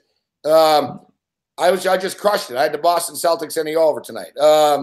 Bingo. No, I swear to God, Teddy, before the show, before you came on, before this game started, I said before it was fun, you were having fun, and then I got here and I mucked it up for you. I said we all know the deal with the Spurs. You don't lay the points, you fucking wait, and they fall behind, and then you get them cheap, and we get them 4.5. But I said, but tonight I think they're gonna come. I think they come out hot tonight. They're gonna be hotter, and I said if they aren't, then we'll just have to fucking take them in the second half. So here they are right now, -4.5. But I don't know. I have my little bit of concerns about this team, and now that Curry's fucking out. Are you buying the Houston Rockets for real now, Teddy? That they're up to what is it, 17 in a row now? Like, do you think they could beat Golden State in the playoffs? Yes. I shouldn't say. I think they're live against Golden State. Do I think they'll win the series? I wouldn't price them much lower than pick them. You know what I mean? But Golden State's done it before, and we've seen Harden in big game sevens, and he hasn't done it before. So that's got to factor into that decision making. You talk about Kerr over D'Antoni. I'm buying that. There's a reason D'Antoni's never won a title anywhere since he left Italy. But there's a bunch of good things about Houston. Number one, they're hungry. That team is freaking hungry. Okay. In a way, the team that just won a ring last year and has been in the finals the last 3 years or 4, whatever it is, they have that. Is not hungry. They feel like Golden State did a year, like you said. They're like last year's Golden State. They're hungry. Yeah. And the other thing with the Rockets, and this is legit, game after game, I'm seeing quotes that I never saw for Houston before. Quotes, look, we're winning grinders. Hey, we like playing defense. This Rockets team is physical. They rebound. They defend. That's not like any D'Antoni team I've seen before, ever. It doesn't matter where he's been. Even the Phoenix teams that were good didn't rebound or defend. Not to talk about the Knicks teams. Forget about any of that crap. But they're also really deep. They're all the injuries they've had, I think, help them. So when you have a team that people think about as this pace and space squad, and they can win in half-court sets playing grinder games, that's a big edge in the postseason. So yeah, I think Houston's live. I don't think they're not a lock, but assuming that they hold on to the number 1 seed. Going to that series, they can't be priced that much. I don't expect to see the Warriors -$2 in that series. I'll just put it that way. New Mexico off to a 10-1 start in this basketball game. Ball game. Yeah, it's over. Cash out. Hey, yeah. What now? Now, what would they offer you there? That other one, Teddy's unbelievable. Now there's no cash out option. It's below the profit line. It never ends. Easy come, easy go. Oh, yeah, I got it over here. We talk about the Mountain West tournament. 3 teams draw. The Wolfpack draw, the Lobos draw, and the Aztecs draw. That's it. Nobody else really brings a fan base. There are more Wolfpack fans than were UNLV fans there today. Yeah, UNLV really, it's yesterday, man. No one there for the Air Force game at all. 33-15 Eastern Washington right now. So second half number in this NBA game is second half. Golden State Warriors -8.5. Total 112. New in-game total is 208.5 in this game. Golden State Warriors -4.5. The new in-game number here. So what are you going to do with it? You're going to get back right to jump back on that train? Man, they're fucking flawed. They have a lot of issues, this team. They're really banged up tonight. Iguodala's out. West is out. They don't have anyone to do the little things. I don't know. I'm getting frustrated, Teddy. I'm not going to lie. So what we doing? We're doing shows. Speaking of frustrated, so we're doing shows next week at what, 8 in the morning? Oh, I got no problem with 8 in the morning shows. They were just trying to like, okay, yeah, be showered and dressed. And I'm like, no, dude, I'm not going to be showered and dressed in that freaking wherever they want me to do them at 8 in the morning. It's not happening. I got to get plays out for the clients. I got to get write-ups done. I got stuff to do. Here at the crib, at the Teddy Covers Sportsbook and Casino, no problem. So where are you guys going to be at? What are you shooting with Clay Travis? That's a big name, man. No, they're doing that Wednesday night. Friday, we're doing a thing with Clay Travis at the Mirage. We're doing a thing at the Mirage Friday, like a meet and greet type stuff. We're going to hang out and watch the games with people and stuff. Oh, that's fun, man. You like doing that kind of thing? Are you a meet and greeter? Games anyway. Yeah, no, it'll be a good time. Yeah, I'm stoked. It'll be a good time. I don't know. It's confusing, right? You know, there's been a lot of change to the schedule, but from what I understand, you think? I guess, yeah. So I guess you and me will be doing something at 8 in the morning, Thursday and Friday. I have no idea what I'm supposed to be doing, but I'm assuming that we'll figure it out by the time we go on air. So, yeah, we've got. Are you doing Sportsbook with me? Is that the story? I guess I don't know. Yeah, what time do you do it? Yeah, maybe it's a live edition. Yeah. I don't know. There was talk about it, but I honestly don't know. And I'm not. I'll worry Wednesday morning. No, Thursday and Friday morning. Yeah. We'll worry about it. We'll worry about it Wednesday night. And then Dave Malin. Wednesday night, everything's mostly done. You know what I mean? Wednesday night, the wagers are in, and the big dance. Yeah. Do you make more bets in the NIT or the big dance? I'm a bigger NIT guy. Exactly. You know, I mean, the big dance. What are we going to get? 20 bets out of it? 25? DIT. I like them all. I love that shit. Like the one where it's a series, like the pro style, best of 3. They still do that? They didn't do that last year, did they? I think they did. Yeah. Did they? Yeah. I didn't pay any attention to it. That's what it was. Yeah, and I've crushed that shit over the last years. I think they did it. Oh, that's what I wanted to ask you too. You know, you and I. What's that? You and I were amongst the few people that bet on the Arena Football League before. Correct. So the AFL sucks now, and correct. That new one, is it called the IFL? What's it called? I think it's the IFL. But basically, Teddy, like the Arizona Rattlers and the Sabercats and everyone, they all basically said to the AFL, you know what? You guys are a fucking mess. We don't want to be part of this anymore. And they left because Arizona was successful. San Jose was successful. So a lot of franchises were actually successful. And I was like, why did they go away? Why did they close? And I guess they shut it down for a year. Now they're all in this new league. And sports books are popping up the odds right now. So, and it's the teams. Like I said, Arizona's there. I should look at the teams that are there. But it's a lot of the same players. And, you know, they're trying to get it back to respectability. So it doesn't have the brand name of the AFL, but it actually has the better teams and the better players right now, Teddy. I believe it's the IFL. Yeah, I mean, to be honest, the Arena Football League, there was a stretch probably about a decade ago, you know, right before they lost a season when they were trying to solve their problem. But I mean, it's been a flawed league forever because they don't make any money. But about a decade ago that it really was stealing, you know, because we were watching the games and no one else was watching. I mean, it's the Arena Football League. You literally had to watch them online. And when you're watching the games in a league like that, where the stats don't mean anything, you know, where the entire league is based on can the quarterback connect with the receivers and can they block anybody? And if you have a team with a decent quarterback that can block people, they're going to score touchdowns on every possession or nearly every possession. And those are the teams you want to be betting on. So there was a nice run where books actually took bets on the Arena Football League. And it was, you know, I had really good info, and we were spending the time with the league, and we killed it, you know, for 3 or 4 years.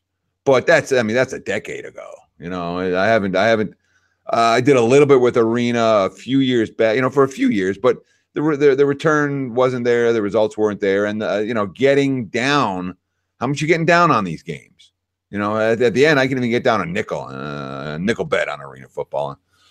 You know, that's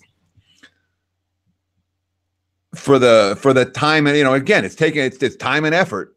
And they also started their schedule right in the middle of March Madness. That's the other thing they did that was really stupid. It's like, yeah, let's get you all excited by pumping out your week 1 on like the Friday of March Madness. I mean, it was a pretty poorly run league. All right, that guy was an idiot. Their best heyday, like you said, was the old days on NBC, the Sunday afternoon games, NBC, Aaron Garcia, and the old New York Dragons and shit. The Dragons, sure. And you're right, Teddy. Remember, they were smart. They'd run the ads during the NFL at the end. Football's not over. 1 week after the Super Bowl. Bam. That would be the Sunday after the Super Bowl. So they'd get the casual guy, oh, fuck, football's on still. And they'd suck you into the new league. And exactly. And then the Arena Bowl would be in fucking June or whatever, the end. And it was cool and the season's over. Then the podcast is, I know they start like in April and shit. It's like, yeah, really. Like people in the summer want to be indoors watching this fucking league, right? Without a TV contract, you know.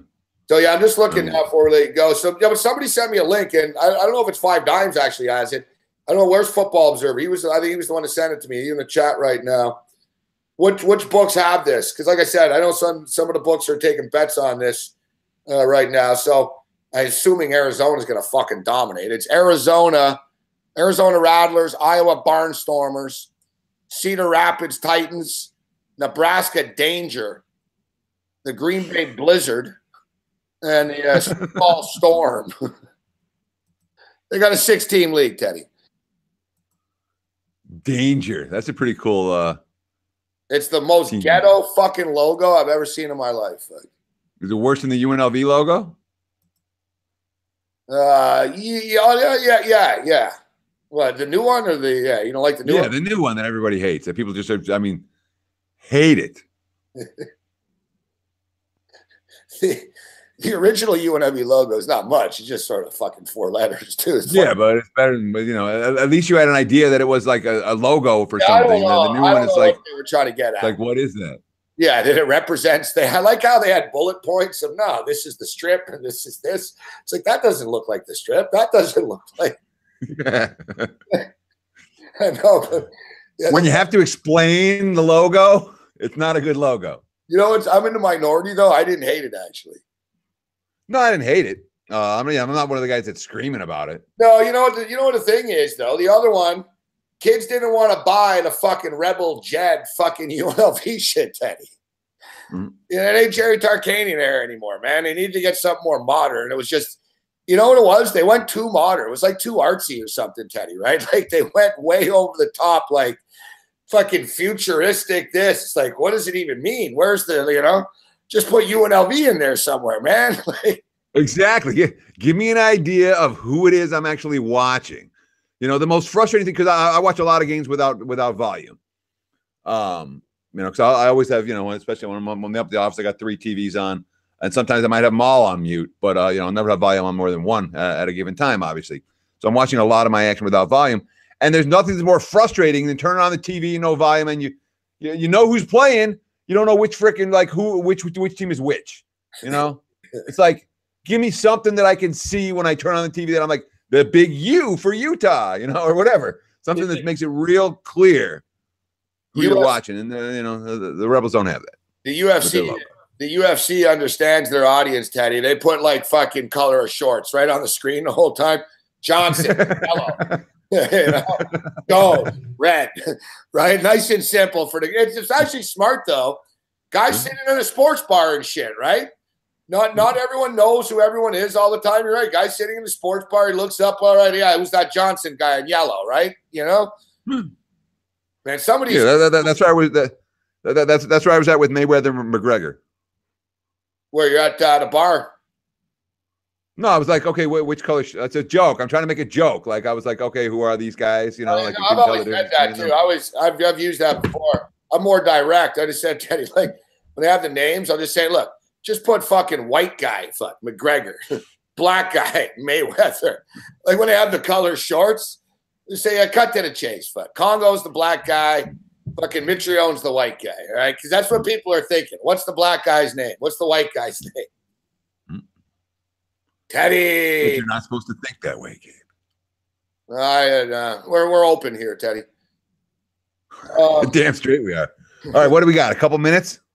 Yeah, what else do you want to ask me? One more question. Go. Yeah, you got to rapid fire. Anything on your mind? You got a game you want to go? You want to tell us to go fuck ourselves? Anything on the way out? I wish that I had freaking. I want the numbers that we just saw from 5 Dimes are the numbers that I'm dying. I'm very interested in getting off air and starting to break those down. What do I got? I'll give you my NBA short list tomorrow. So we're talking about. I like NBA short list. I like the Pacers, the Bucks under, and I think Cleveland. I think Cleveland's going to be bet on in LA. I'm almost sure I'm going to be on the Cavs tomorrow night. So that's my NBA short list for whatever it's worth. Yeah, I'm an idiot. I feel bad for taking Denver last night. It was a mistake. Cleveland, I don't know. They might. Every time you think they're going on a run, they never do. Fuck, they rarely seem to win 2 games in a row. They're modern Cavs at least, but they could, seems like the spot tomorrow here. I can't disagree. I'm not a Clips fan. I think the Clips have wildly overachieved. Yeah. I can't. And Clips aren't going to play any more defense than Cleveland is. So, LeBron, when the Cavs run into a team that plays defense, it may be problematic for them. But it'll be a circus with LeBron in LA too, man. There's billboards up all over the place and shit now. Sure. So, what do you make the number? Where's Bron next year? Yeah, I'm just looking. Do they play the Lakers on Sunday? Like, is this the swing? I will tell you. I'm looking right now. Who am I talking about? I'm looking for the Lakers. Let me see if the Lakers play the Cavs on. Lakers play the Cavs on Sunday. Yes. Yeah, that's what I figured. Exactly. National television. That'll be the one. I don't know. You saw the story today. So it's the 4 teams: Cavs, Rockets, Lakers, or Sixers. LeBron's wife was in Philadelphia a couple of weeks ago looking at schools. So that seems to be somewhat, at least not crazy. It'd be fucking dangerous if he went to Philadelphia. It wouldn't shock me, actually, because does he want to be in the West that much? His best friend in the league is Chris Paul. There's no tax in Texas. It's a pretty good combination. Harden, LeBron, Paul, Ariza. I could see LeBron digging that and not having to pay taxes. Houston's a pretty multicultural city, too. It's not like a redneck city or anything like that. It's much more like multicultural and hip than people think it is. I think LeBron knows that. And then you got the Lakers. I don't get the feeling he's going to the Lakers. I think the Rockets, Teddy. If I had to bet on it, I'd say the Rockets right now. You? I'll go Philly. Really, huh? I'll go Philly just because it feels like he's an Eastern Conference, an East Coast guy. Yeah. And the thing is, if you're thinking, when you're in LeBron's Philly, why would he go to Philly when he can go to LA or go to Texas and it's warmer and the taxes? Motherfuckers from Akron, he's been living in Cleveland. Philly's actually a step up. Fuck. You know what I mean?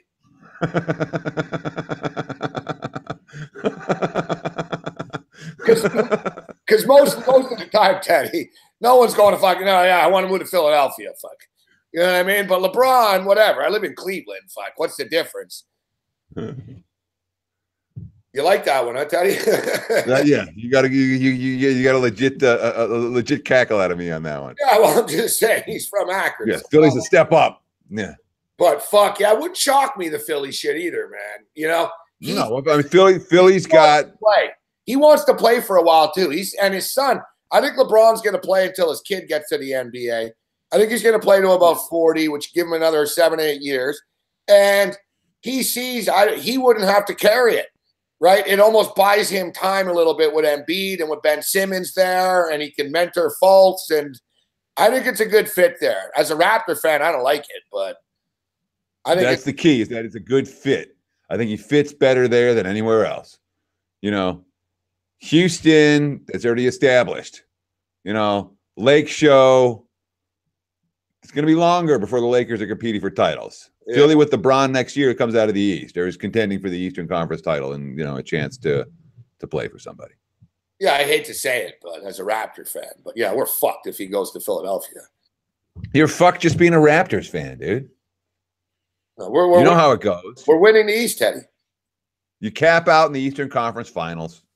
Not this. How many calls are you going to get? How many calls Adam Silver going to give you guys in the final? That's the problem. We're going to be playing against fucking 8 people on the court every night. Sure. You remember what was that? That great Bucks team that lost to, was it Iverson in Game 7? Yeah. Or was it Kidd in Game 7 and they went on to the final? That Bucks team that was so much better than I don't remember if it was Brooklyn or Philly anymore. Yeah, they literally, like George Karl was going insane because they didn't get one call. Yeah, they didn't want Milwaukee. They didn't want Milwaukee in the final. No, they didn't want Milwaukee in the finals. And guess what? Milwaukee didn't make the finals. They didn't want Sacramento in the finals. And guess what? Sacramento didn't make the finals. They screwed up and let Orlando in. They haven't done it since. Sacramento was shameful too against the Lakers. Fuck, they didn't want to. Sure, you remember the game? I remember that game. Yeah, that's the thing. I know, and it's tough. They really don't. It's the same thing with the Blue Jays. And people think, oh, no, it's conspiracy. You guys in Canada are crazy and shit. It isn't. It isn't. The lowest rated World Series is ever were the 2 years in a row the Blue Jays won. Right? Sure, and that's why everyone's been scared of Toronto ever since. Yeah, Canadian ever since. ABC does not want the Raptors on fucking TV every fucking Sunday. It kills half the fucking market. They're not in the fucking country. They don't have the commercials. They're not part of the Nielsen ratings. It's a fucking problem for them, actually.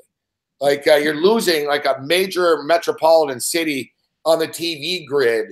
The game is on TV in Canada, obviously, but they can't control it. They don't run the ads and shit in Canada like they do in the States. So it pisses them off.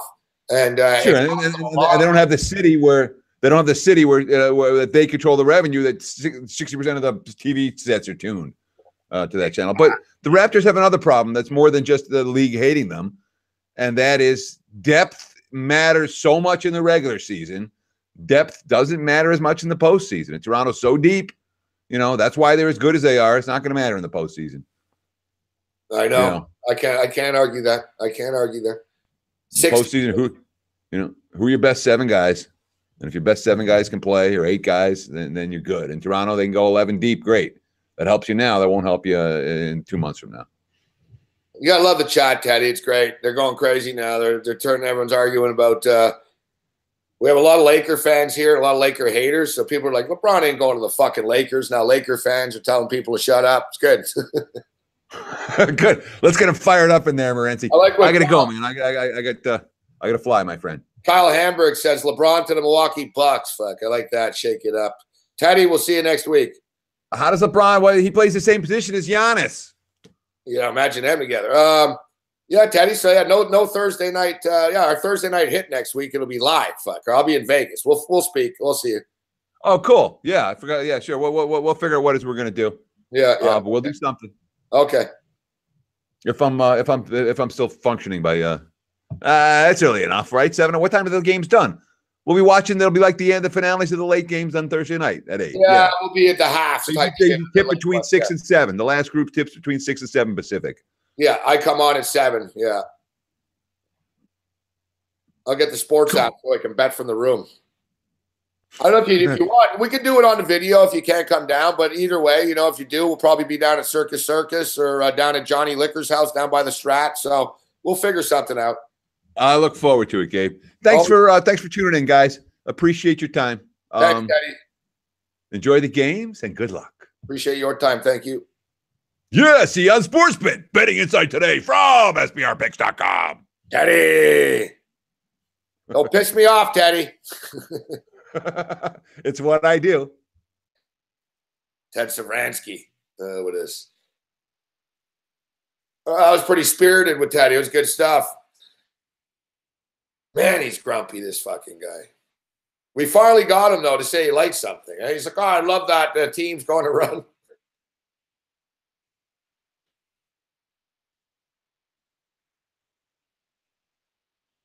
Yeah, I highly I highly disagree with Teddy's take on the bubble thing, but I got it. I got his shit. I got his story. But yeah, that was a good hit. That was a good hit. Me and Teddy go way back, so it's all like Teddy upsets me sometimes, but he doesn't really make me mad. You know what I mean? There's a difference. Like that's why, like he was like, "Come on, Morency, I thought you'd be madder." He's like, "I was like, nah, Teddy, I like you too. I've known you too long. Like I know this is your shtick, so I can't get mad. Sometimes I'll get mad for real, but my favorite part of the interview there with Teddy was when I told him, Teddy, you better have a fucking opinion on this game. Guy comes on, like, we're on a game. No, I got no opinion, no action, no. What do you bet on that for? You're an idiot. I'm not betting on that game. What do you think of the Super Bowl, Teddy? I don't even know if I'll have any action on it. I don't know. People are dumb. They bet the Super Bowl just because it's a Super Bowl.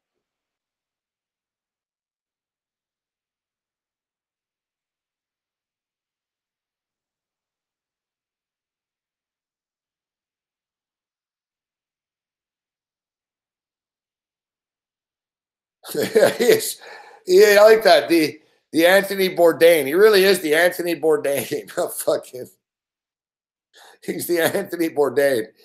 Yeah, I got Teddy laughing. You see that? Like, yeah, I know. Like I said, me and Teddy go way back.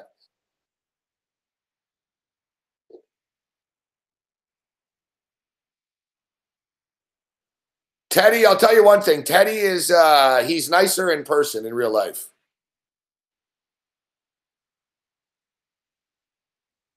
Like Teddy can come across as a little gruff on these shows, but in real life, he's actually nicer. It's just, I don't know, it's his thing. He's argumentative, Teddy. In real life, though, he's not as, hey, Kyle, you know what I mean? Like he's confrontational on the air, but in real life, he's very mellow and friendly. I, on the other hand, I'm a big jerk. I'm nicer on the air. No, I'm kidding. But hey, Kyle met Teddy. It's true, though. It's a good description of Teddy. Like Teddy's a little gruff and, whatever. But like I said, in real life, he's a very nice guy and stuff. Like on Teddy's so nice. Like he actually offered me to fucking stay at his house, like in Vegas next week. I've known Brian Blessing 20 years. Blessing didn't offer me shit, Like, Teddy offered me, like, Teddy dead serious. Like, I told Teddy I was thinking about maybe when I was going to maybe move to Vegas. And I was like, I'm moving to Vancouver, but maybe Vegas. And he's like, oh, man, you can stay in my place for a first month when you get here before you get set up. And you're more than welcome. We could do shows together. And, so yeah, Teddy's a nice guy.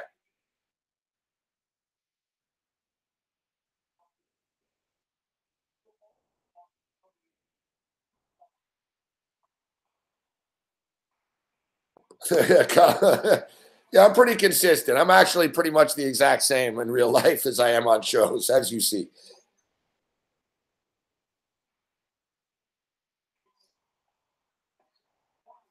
To be honest, I'm actually rowdier in real life.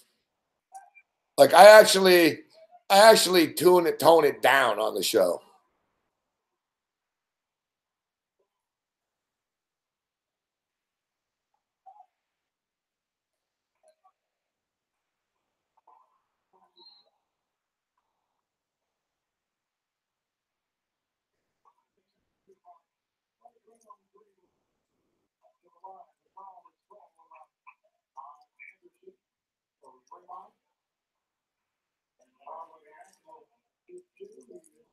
Yeah, Teddy's nicer in real life, and Babano's not as strange in real life.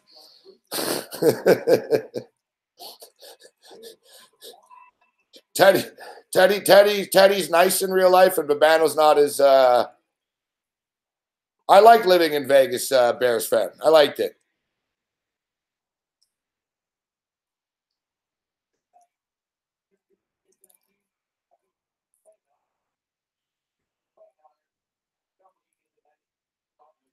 Hey, look, Gruden and the fucking Davis are there. This motherfucker's haircut, man.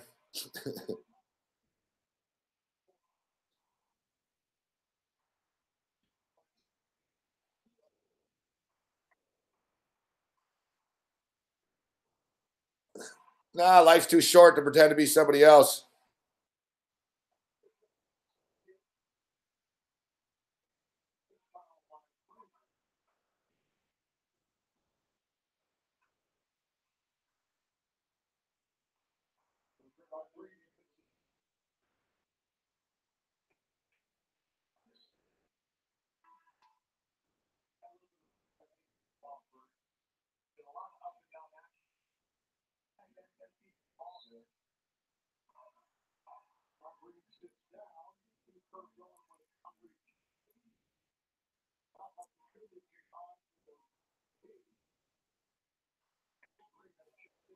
Am I moving, Loretti?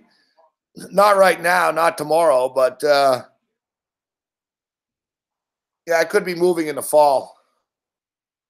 We'll still be doing the shows from wherever I am, but yeah, we could be shaking things up soon.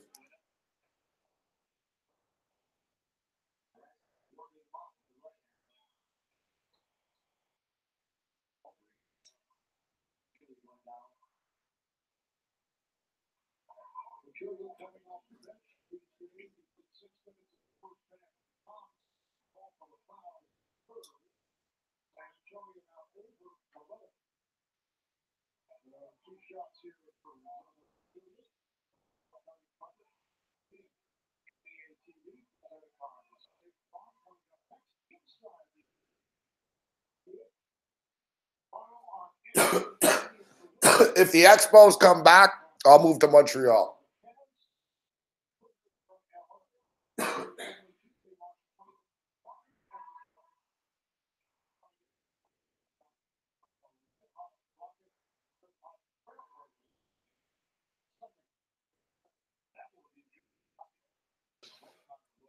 That's the only way I can live in Montreal again. If the Expos were there, I could tolerate it.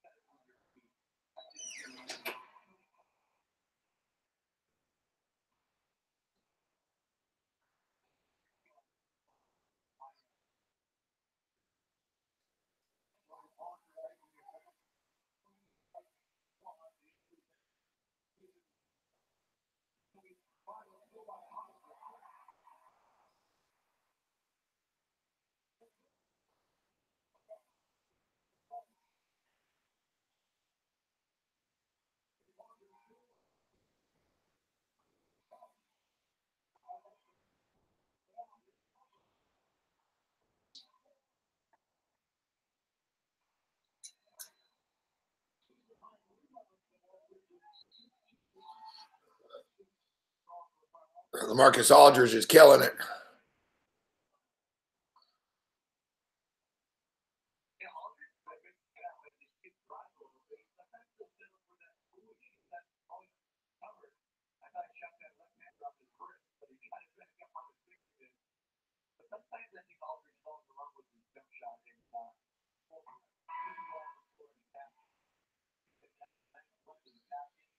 Unbelievable. I put $8 in this fucking DraftKings lineup and fucking Curry gets fucking hurt.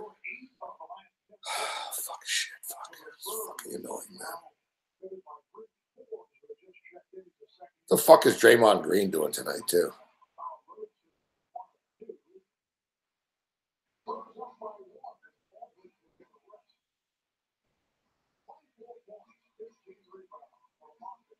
Draymond. No, Draymond's actually, he's putting it together. He's got 39 fantasy points. It's a fucking shit show. 74-73 in this game. They have their hands full tonight. You know what? The total's starting to come back into play, though. The in-game total's 218.5 right now. That's good news.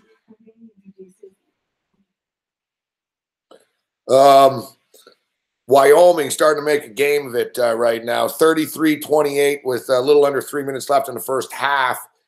When we were on with Teddy, we grabbed the in-game over 162.5. It's at 160.5 right now. Utah Utes are up 18-17 right now on Oregon. We'll keep our eye on this. We've got the over of that Portland State game. That's looking good. Seattle's up on Rio Grande. Fucking Santa Barbara. Fuck me. I fucking thought. I didn't want to lay the points, but I knew Cal Poly's slow sucked. You know, if you're a team and you have the name slow in your name, you know it's not going to end well. Cal Poly's slow. 74-73. Golden State down by 1 point. Man, we got a little bit of a break there. It sucks that Butler blew it, but we got the push at 1. We got the push at 1, whatever.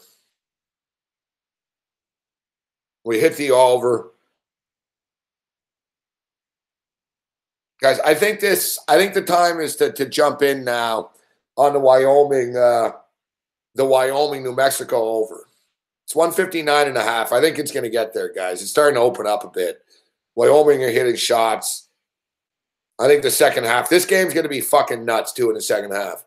Our only concern is if it's fucking really close in the second half, which it could be. Which it actually could be. So the Warriors are now -3.5. I need them to come back. I grabbed a New Mexico Golden State moneyline parlay when the Warriors were down. Figured, well, I'm going to take them in the second half anyway, so I'll just put it in with New Mexico here. We might have to bust the Warriors jacket out. It's right here. I have it from the other night still. We have pretty good success. Right? It's the only time I ever wear this stupid jacket is during these Warrior games sometimes.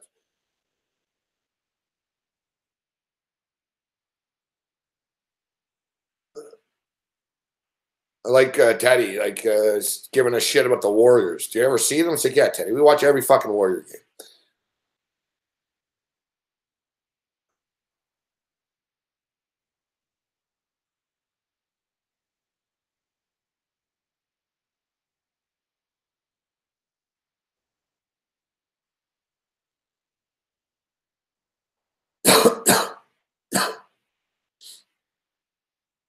You believe that shit, Kyle? Fucking guy gets hurt. What are you going to do? Overtime ask if Teddy sells picks. He doesn't sell mortgages. Yeah, he sells picks. That's what he does for a living. No, I'm not a Warriors fan. I'm a Raptors fan. I'm a Raptors fan. But the Warrior jacket is nice, and I've got nothing against the Warriors. As like a sports fan of a team, I don't I'm a Bills fan, but I'll wear other NFL team shit, but not of you'll notice I never wear Dolphins or Patriot stuff. I don't really hate the Jets. I used to dislike the Jets. I'm indifferent towards the Jets now.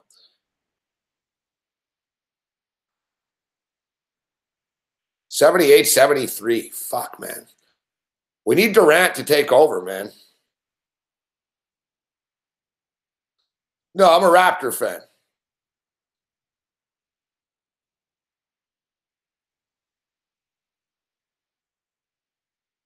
We're Raptor fans.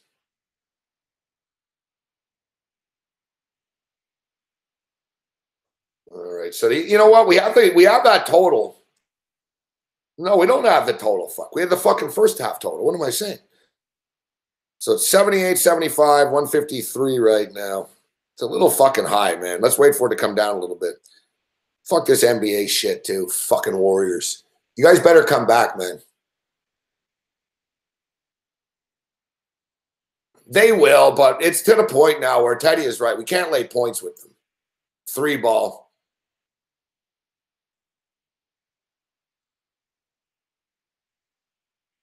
Nick Young hits a 3. Good stuff.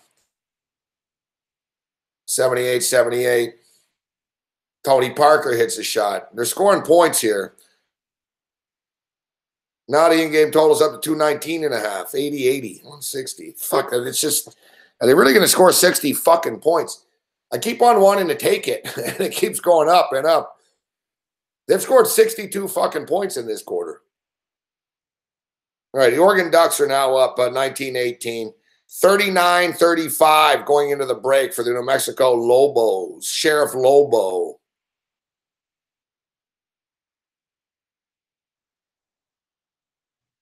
Sheriff Lobo was a TV show that used to be on in the 80s.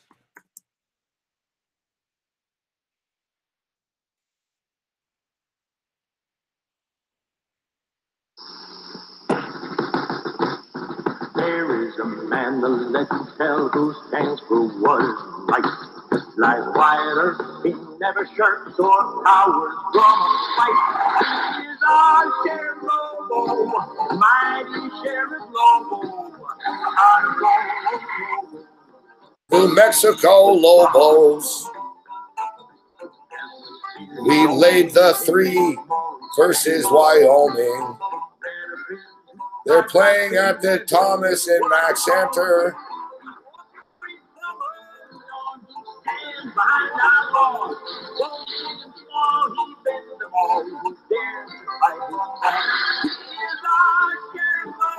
Sheriff Lobo.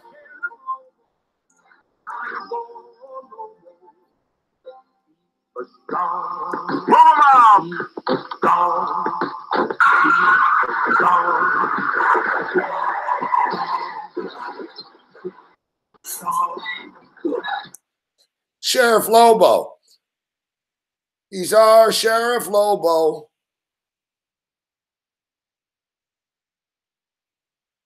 Yeah, Lobo. Lobo. Bring back Sheriff Lobo.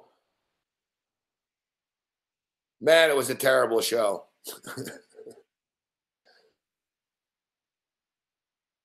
Well, the San Antonio Spurs have taken an 87-79 lead. Yeah, good call. Spin off of BJ and the Bear. Is this, I don't know, man. I don't get the feeling tonight, the nights that, oh, yeah, the Warriors are coming back. You know what, Norm? Like, normally we're like, all right, they're coming back for sure. I don't know how you guys feel about this. I don't feel it. Like, when I'm looking at them right now, I'm not feeling it.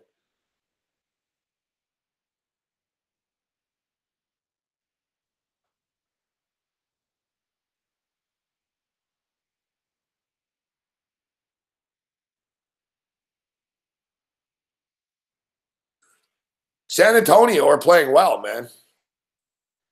Golden State can't stop anybody. This is just the reality of the situation now. They can't stop anybody. Like, even when they win games, we watch them play together every night, guys. Every 2 nights they're on, and they can't stop anybody. And then they're always down. They'll hit a couple of threes. They might squeeze this out, but they can't stop anybody. It's like, LaMarcus Aldridge is fucking scoring sky hooks. He's just fucking tough. It's fucking easy. Nobody defends. Nick Young doesn't play defense. Steph Curry's not there. Klay Thompson's fucking overrated. That's the thing. Like, Klay, I brought this up the other night. Like, tonight, these are games, Klay, where you need to show that, hey, you know what? I'm a star too. You get paid like one, but you don't play like one anymore. I don't want to overreact, but I'm starting to fucking really doubt these fucking guys going into the playoffs.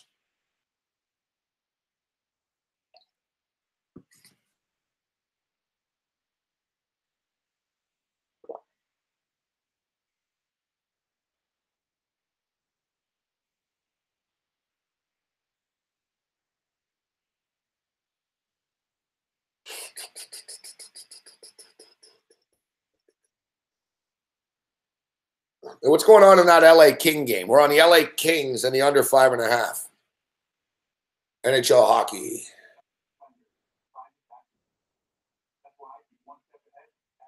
Commercial break. Oh, 2-1.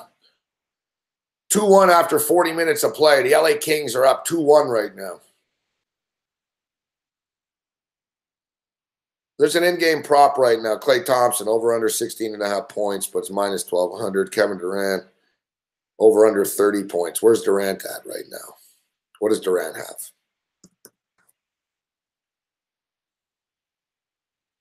What does Durant have? Durant should really step it up now. All right. Durant's got 22 points. We're mixing it up, guys. Durant's got 22 points. I'm going to bet over 30.5 points.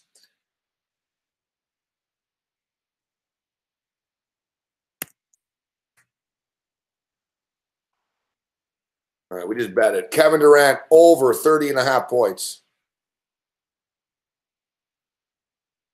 He's got 22. Steph Curry's not there. Klay Thompson sucks. Who's going to score here in the fourth quarter? It's going to be the Kevin Durant show. This is a good bet. I think it's a good bet. It's a good bet. We'll find out. I don't know if it's a good bet. We're going to find out if it's a good bet. I just double-clicked. I'm putting it in again. Yeah. We're, you know, enough fucking around, man. It's fucking flies. Fuck. We got 1 flies, 2 flies. I just double-clicked it. We took Kevin Durant over 30.5 points. He's at 22. We'll do it live. Fucking thing. No. We'll do it live. Fuck it. Do it live. Do it live. I'll write it and we'll do it live. Fuck it. Do it live. I'll write it and we'll do it live. Okay. Ready? Fucking thing sucks. We'll do it live. Okay. Go, Kevin Durant.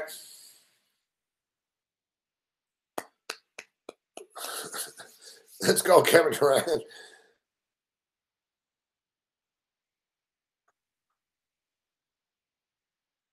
Yeah, not all of you have this option to get in on that. Not all of you have the option to get in on that, but if you do, I think it's going to get there.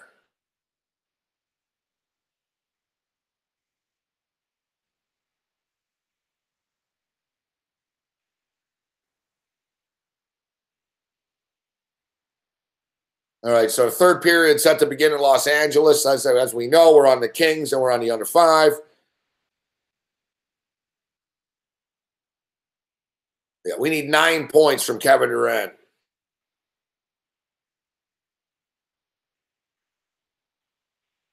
In the words of Babano, I'll be shocked if he doesn't get 9 points.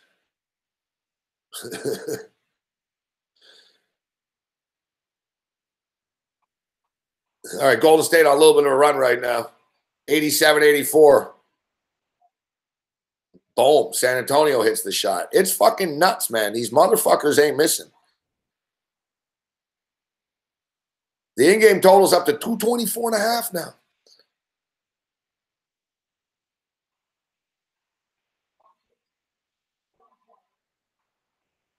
We're going over the 224.5. Exactly what the number was. Fuck. That's exactly what the starting number was. We're going in. Oh, it just went to 223.5. We're taking the over. We got Durant over. We got the game over. It would help if Kevin Durant would get on the floor. Ah, fuck. I thought for sure that was going to go in, the Nick Young 3 there.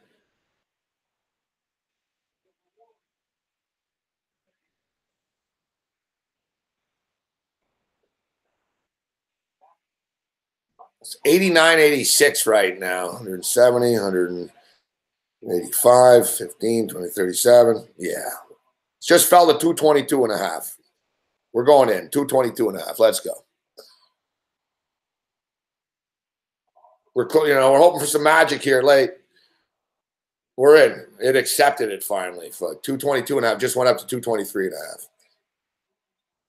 Danny Green hits the shot. Or tipped in. Kyle Anderson. 91-86. 9 minutes remaining. Draymond Green now the de facto point guard.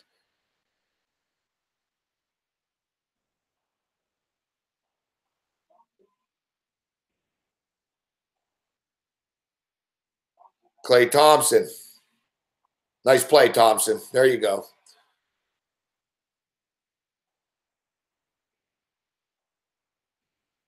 Why is Kevin Durant not playing?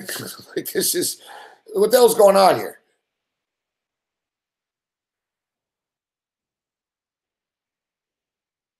Oh, steal. Here comes Draymond Green.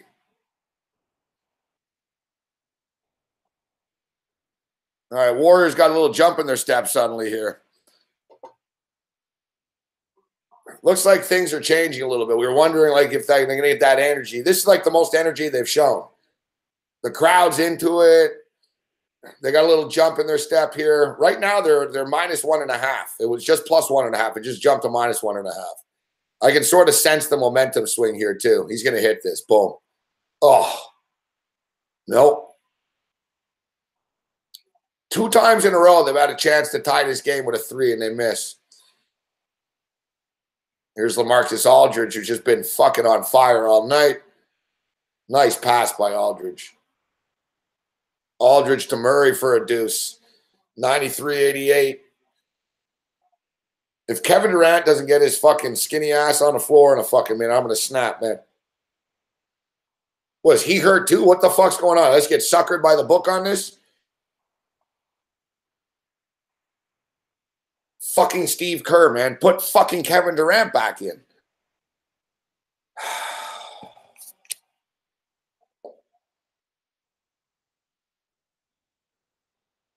Put Kevin Durant back in.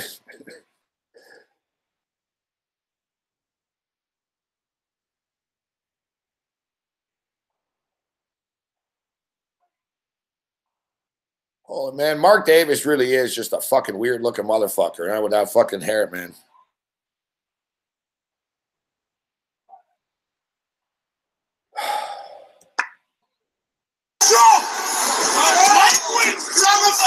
Stick for fuck's sakes! Watch it, you fucking asshole! Fuck!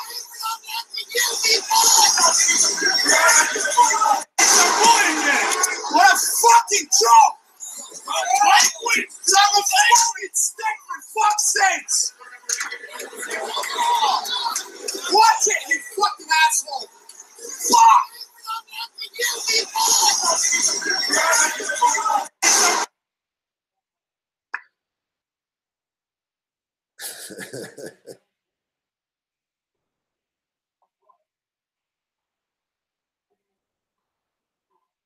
Oh, now the shots won't fall. Oh, nice play, Swaggy P. Nice play. 7 minutes left. Are you going to put Kevin Durant back in this game ever or what? Oh, now they turn it over. Put Kevin Durant back in.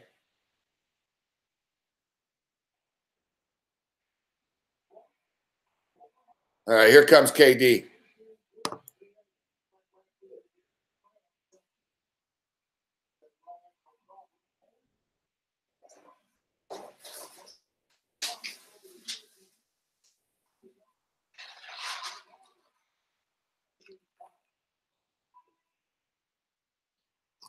Let's go, KD.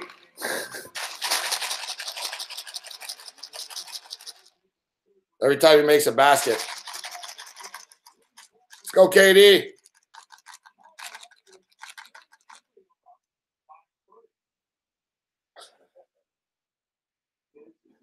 Let's go, Durant. Let's go, KD.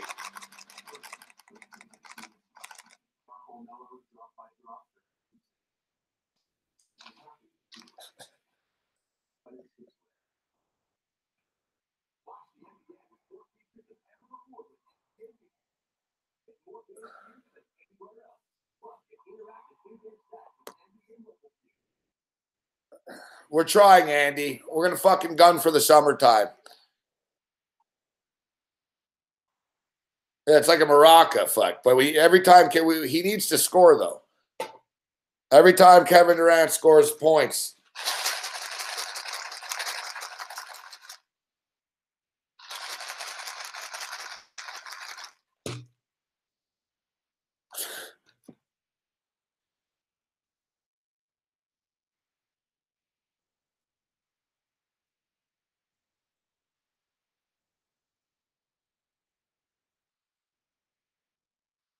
I believe that Kraft Dinner is actually green.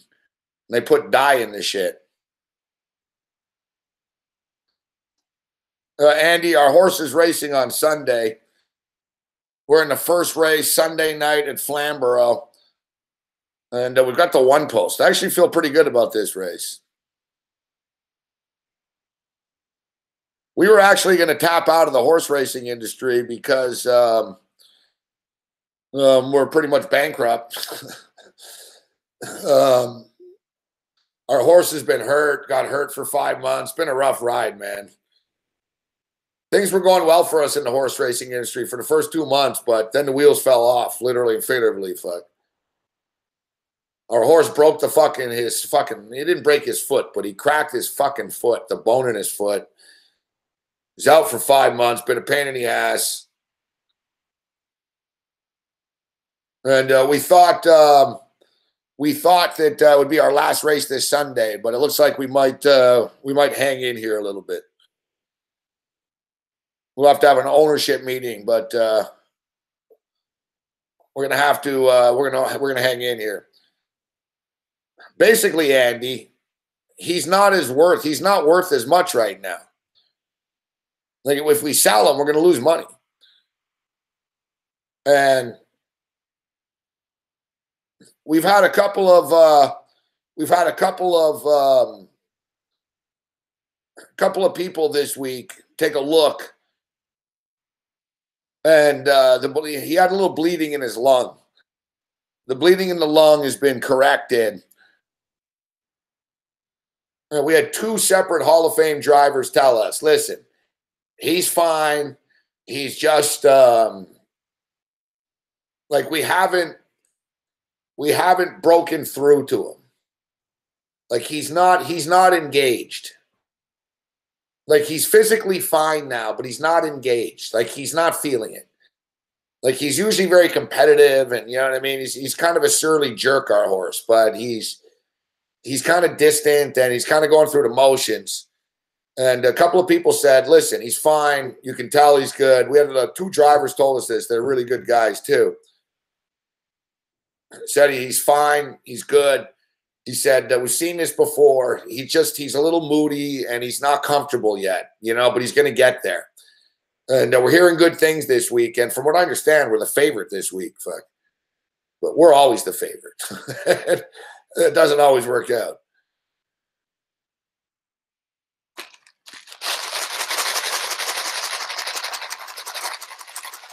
Rant for 2.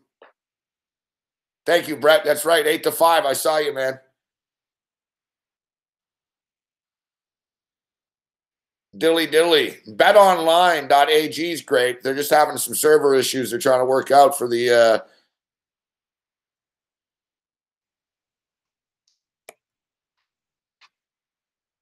it sounds like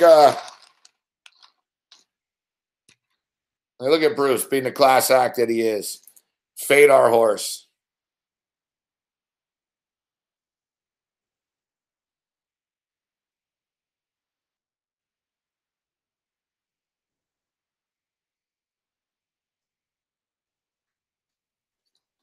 Our horse is looking good this week, Bruce, and you can go fuck yourself. If we didn't like you, we'd boot you.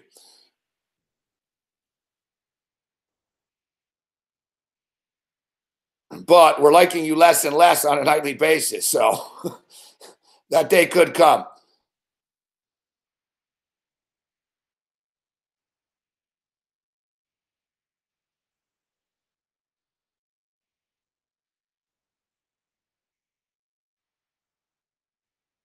The race is Sunday night.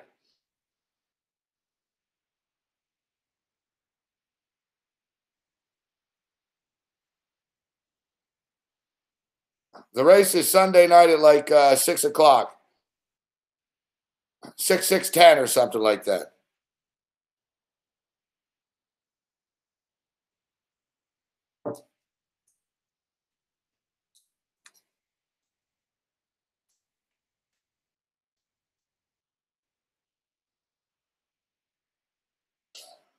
JR screaming.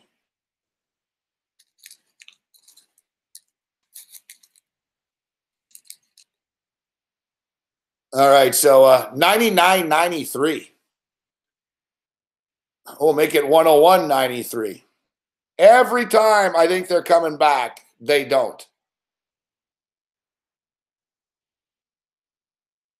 Every time it looks like they're sort of, they're making it close. It's no, San Antonio responds.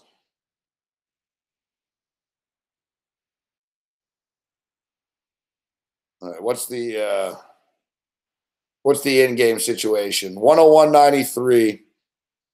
They took the total down because there's only 4.5 minutes left.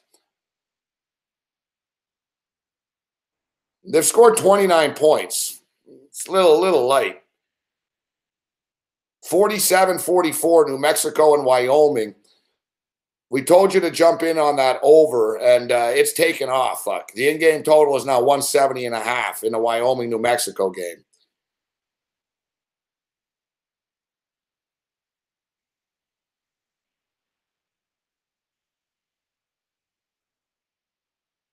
Fuck.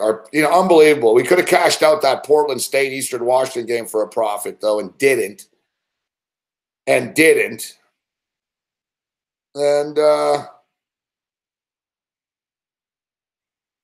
we are right now. What's the fucking number in that game?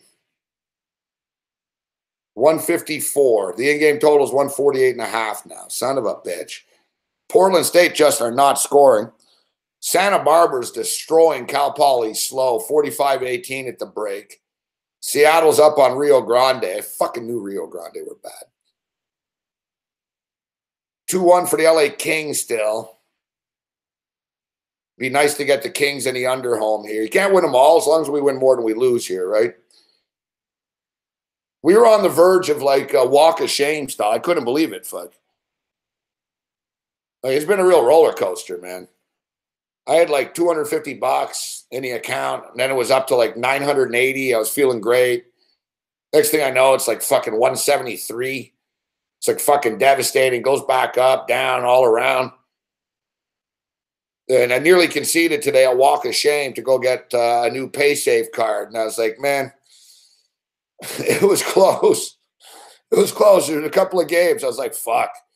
I kept losing. I've lost, like I said, I've literally lost like 7 games by half a point or 1 point in the last fucking 12 hours.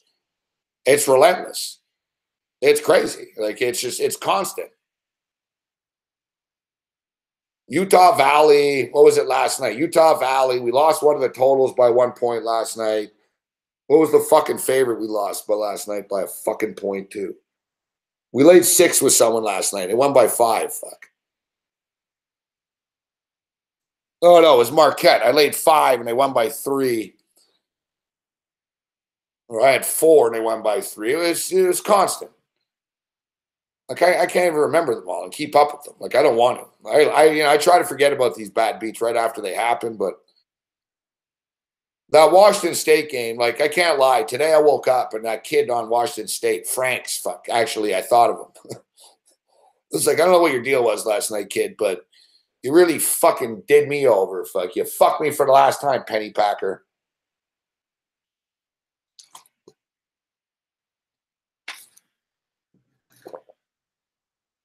All right, come on, Kevin Durant. Go on a little tear here, dude. Do your thing. You get paid big money. Here's Durant.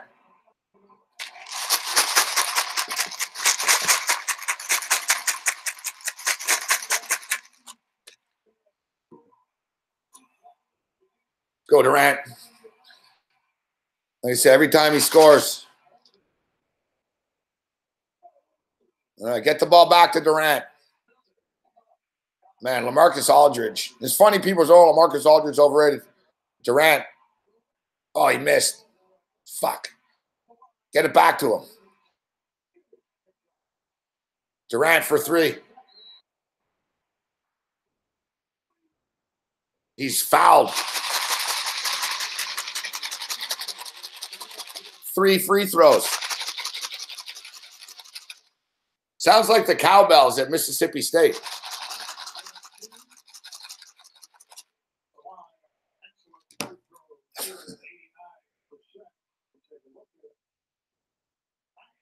Durant, first free throw. There's going to be like dogs and cats fucking hearing through the walls. Fuck, they think there's like they're getting fed here.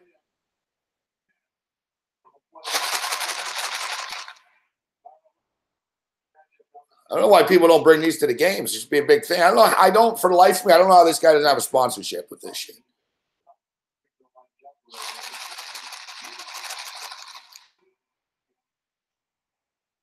There's 3 points. Kevin Durant up to 28 points. So we just need 3 points. We need 1 3-point shot from Kevin Durant and that bet wins. He's up to 28 right now. We have 3.5 minutes left. We should get this.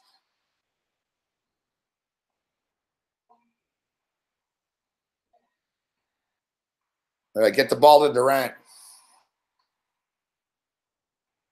Just give the ball to Durant, you fucking fucksticks. There he is. Durant.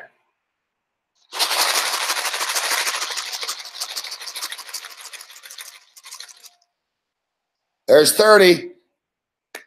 1 more point from KD, baby, and the fucking KD wins. And I won't have to eat this.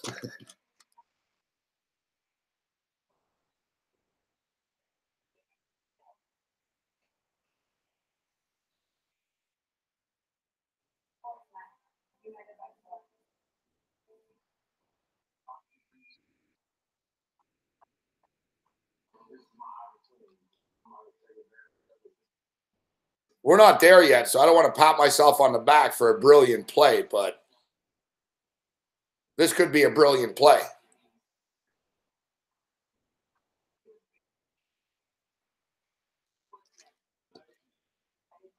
He's so good, Kevin Durant. Like, to me, he's the best pure scorer. The best pure scorer in the NBA. He's a well-rounded player, actually, but like when he shoots the ball, I'm pretty much sure it's going in.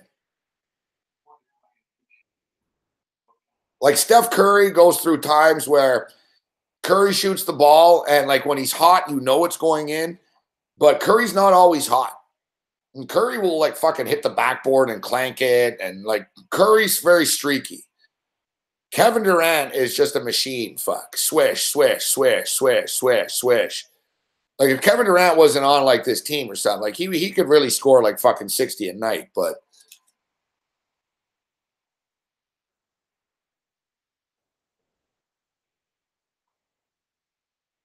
.103, 101 with 3 minutes remaining. We're not there yet, though. Durant needs 1 more fucking point. I need 1 more point from Durant.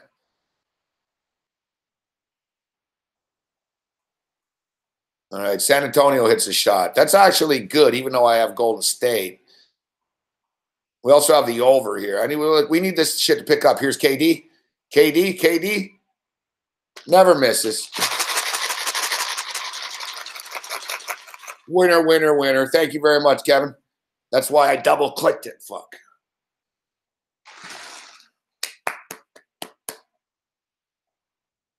Bob, that's the Bobby Riggs special. You see, you had an edge. You had an angle. You went from a loser to a hustler and a hustler to a winner right there. Sitting here, what do we do with this? What do we do with that? We shake things up. It's like fucking banging a fat chick. It's the slump buster. We shake things up, mix it up. It's like last night. Things weren't going well for us with the men. We just decided, you know what? Fuck this. Let's bet on those women's college game. We won the women's college game. We got back on track a little bit. Here's Kevin Durant. Now just win the game for us, Durant. Kevin Durant.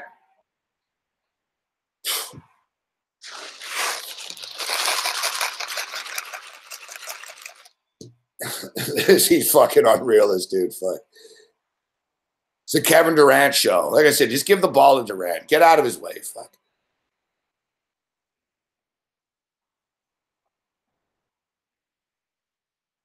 All right, Durant got the rebound. Now he's like, all right, everyone, settle down, everyone. Oh, he passed it.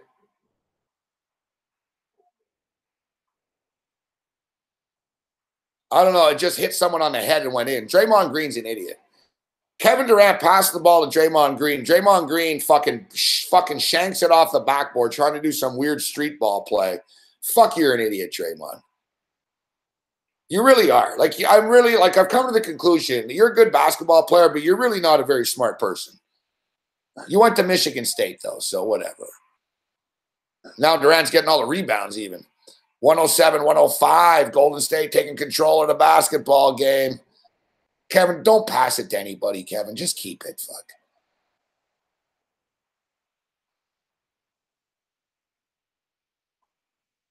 And people say, "Oh, Kevin Durant, what? You know that he didn't earn his ring. Earn his ring, fuck.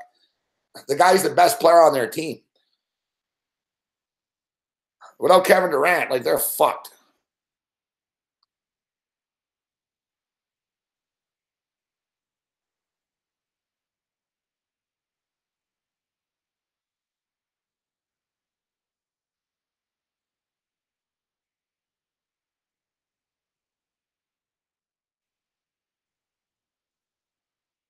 We got to start betting more of those in-game props and basketball props, actually.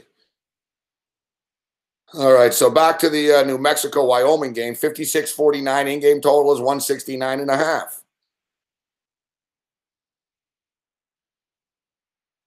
We've got the over right now, 154 in Portland State and Eastern Washington. They're at 129. I don't know. If Portland State don't quit, we got a puncher's chance.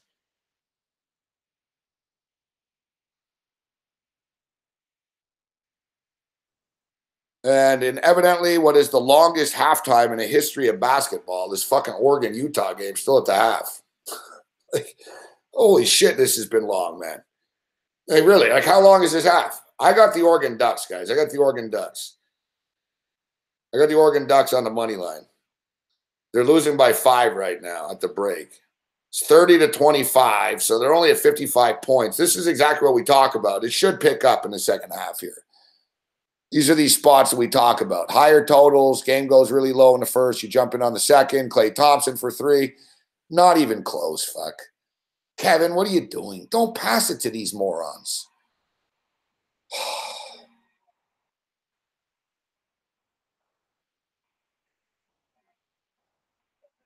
The shit's getting serious. Don't take a 3, guys. Send it to overtime, fuck. All right, good. Aldridge is in here. Aldridge is short.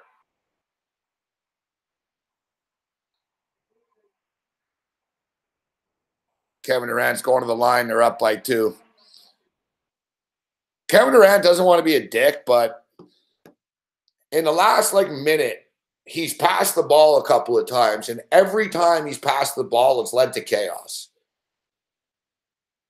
You know, like, he was streaking in. He wanted to be cool, and he passed it to Draymond, and fucking Draymond fucked it up.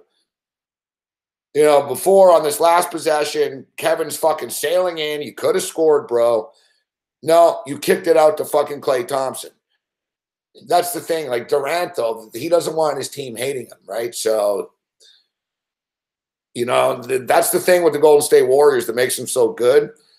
They're not assholes. Like, they have empathy. You know what I mean? Like, they actually think, no, if I do this, this isn't cool.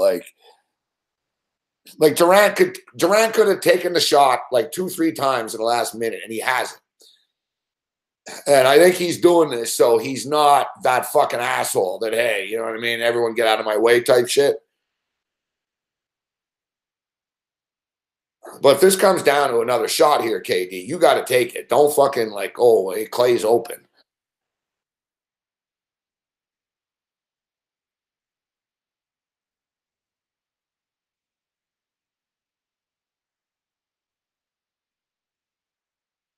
There's no, this might be it for Kevin Durant, though, with Golden State.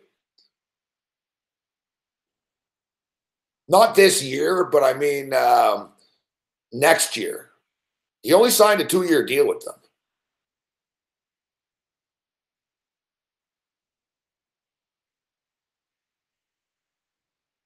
$109, $105, $109, $105. They're running out of time, the Spurs. Oh, my God. That's fucking crazy. That's fucking crazy. They were down 4. There's 3 seconds left, and Draymond Green, Draymond Green fouled LaMarcus Aldridge as he was taking a 3. If it would have went in, it could have been a 4-point play. That's Draymond. Like I said, Draymond Green, man, I said this on the radio show today. He does so many good things, and they need him, and he's great. But fuck, man, he does stupid shit all the time. Like really significant stupid shit, though. Like I said, it cannot be stated here or overstated that he cost the Warriors the title. There ain't no 3-1 blown lead and comeback for Cleveland if Draymond Green doesn't fucking trip LeBron and fucking knee him in the balls. Fuck. Like, he does stupid shit all the time. His fucking flailing and his kicks. He gets kicked out of games every fucking 3 nights. You got a 2-point game earlier. Durant passes in the ball. It's a serious situation. He fucking clanks it off the backboard, trying to fucking let McGee fucking dunk it. It's like, we're not playing a pickup game in fucking Flint, bro. We're not in East Lansing in the fucking playground here. Here, fuck. You're up 4 with 3 seconds left. So what does Draymond do? He fouls somebody taking a 3-point shot. You can't make this shit up. It's nightly with this guy. Like, yeah, they're going to win, and the mainstream media is going to bring it up, but I watch every play. Like, it's fucking maddening.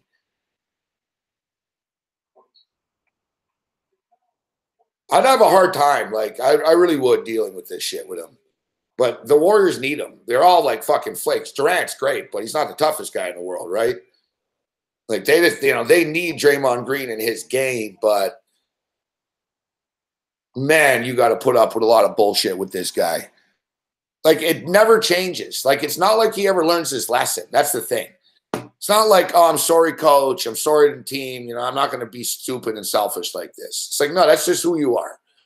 It's like, we come to expect it, bro. Whatever, fuck. Just try not to get fucking kicked out or get a tee with 2 minutes left, all right?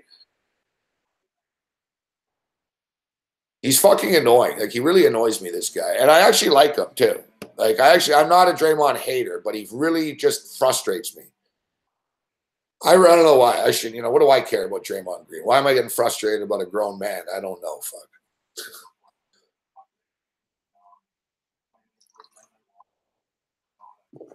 It's like I spend time thinking about him and shit. I'm walking down the street, fuck, today, thinking, fucking Draymond Green.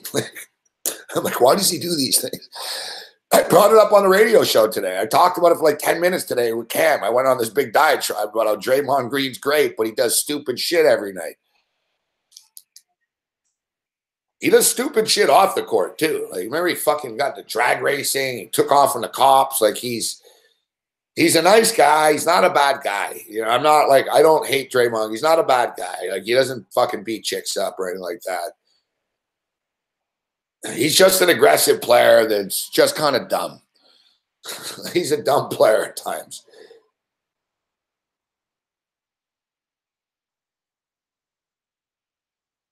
Well, they nearly just tied it, but they missed. All right, so that Golden State parlay is alive with New Mexico now.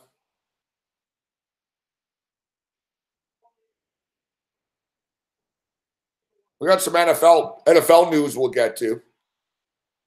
It's good to see Babano in the chat, actually. Tonight, good to see you, Babano.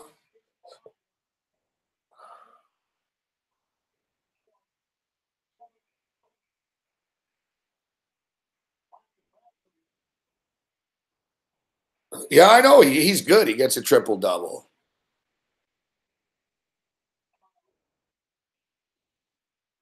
Hey, Jazz is in the chat. What's up, Jazz? He had lunch with he's mellow with his girlfriend. I've known Mick a long time, and yeah, he's not always crazy.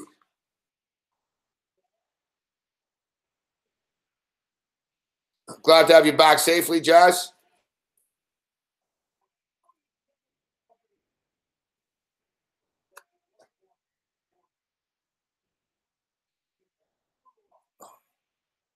Well, when we jumped in on Kevin Durant, he had 22 points. He scored 14 consecutive points, like, for the Golden State Warriors.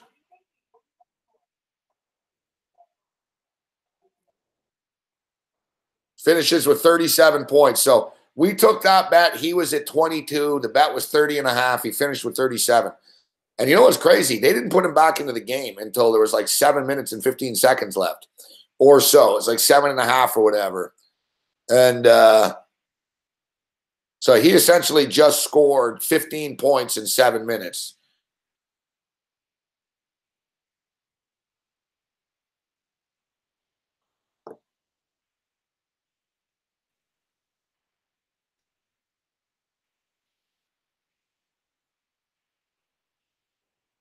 Yeah, for the record, Jazz, Bruce Chad said he hopes our horse loses.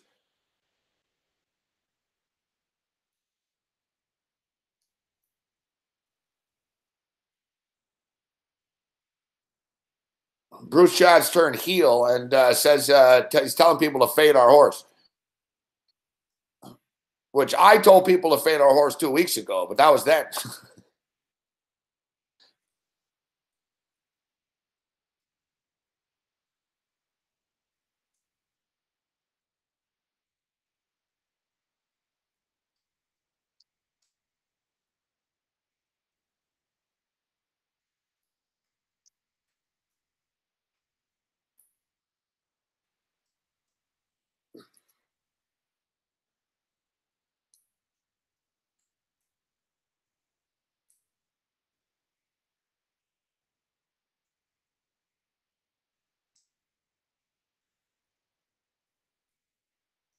He's trying to mush him.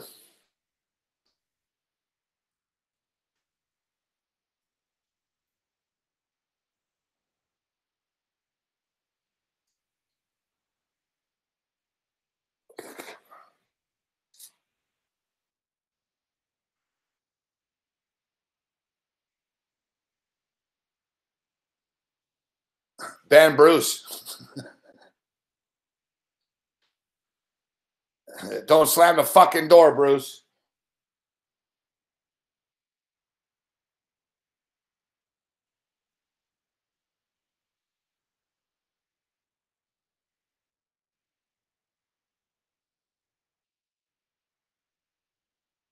And now Babana. Yeah, we know Babana. You're doing a preview show. We're aware.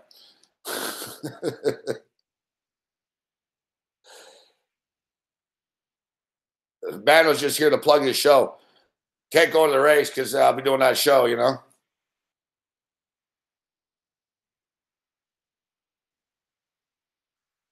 I wouldn't. I don't blame you, Babana. I don't want to go to the race either. I would go, but it's too far.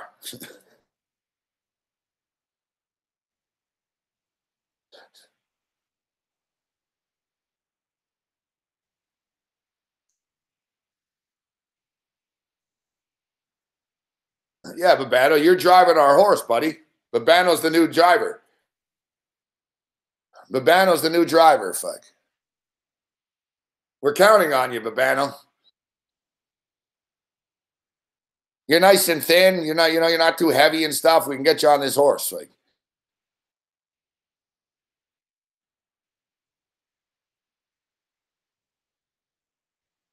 Babano will be the driver. We didn't know you were a 15-minute walk, so we can save on some stable fees. Can Conflict just crash in your backyard? Can Conflict crash in your backyard? It'll save us on some transportation.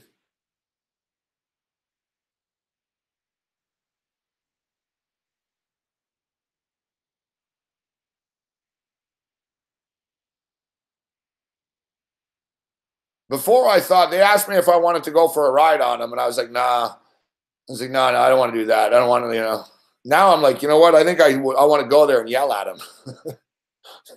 Like, we go there. Come on, you motherfucker. Get your shit together, bro. Costing us a lot of money, and we got people like Bruce Chad trash talking us here.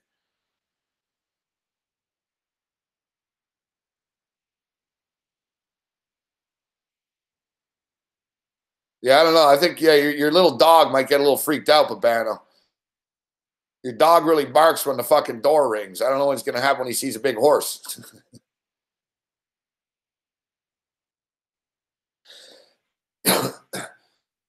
Yeah. No, we're actually set up pretty well. All kidding aside, we're actually set up pretty well for Sunday. I haven't been optimistic in about any of the races in the last 4 weeks. You ever hear me once say, oh, yeah, we got a great chance? That's why Bruce upsets me, because this week we actually do have a good chance. Because I was honest last week. I said, you got to be crazy to bet on a horse at 4-1. We finish in last place. We're coming off a race where we finish in last place, and we're like a 2-1 favorite. I said, that's nuts. We shouldn't be a 2-1 favorite here. But we closed at like 5-1 or something like that. But this week is different. This week, everything's in a good spot.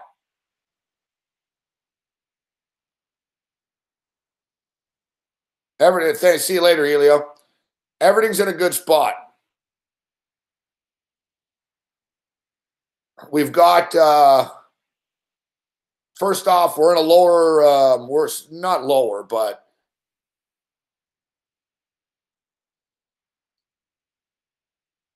we're not racing at Woodbine. We're not facing the top of the crop, although the horses are still pretty good.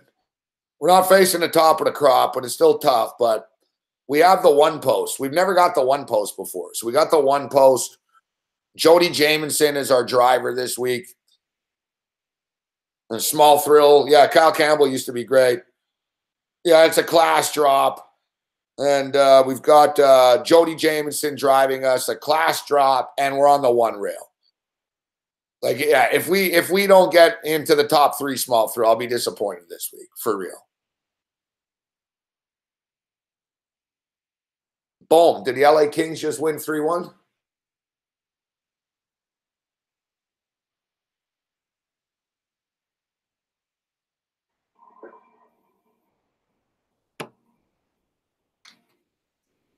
It's Drew Doughty.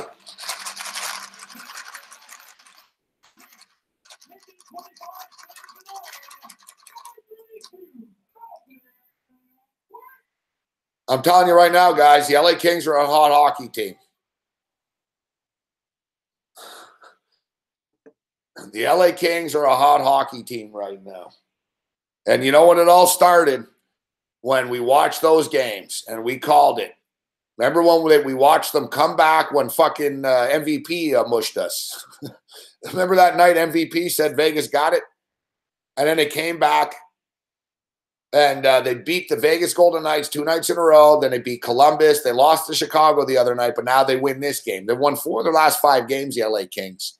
Washington don't win on the West Coast. Boom. And the under 5.5.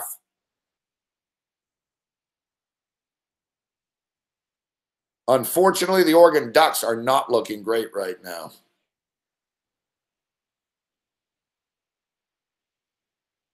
New Mexico is up 68-59, though. That's not bad. And I got over 154 in Portland State and Eastern Washington. They're at 147 with 24 seconds left.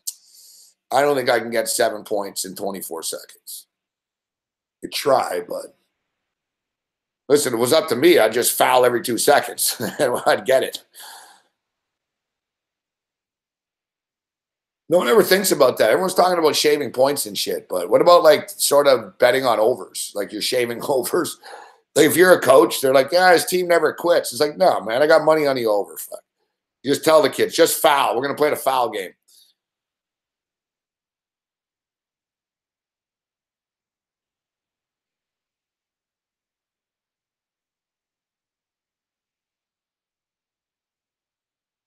No, this game is so shit. There is no fucking stream for it.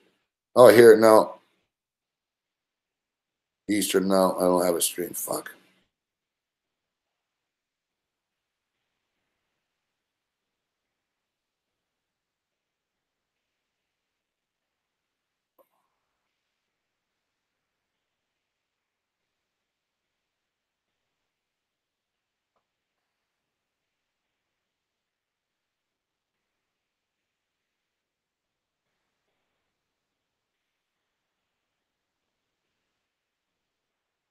Good stuff, Grinch. I'm glad you cashed it.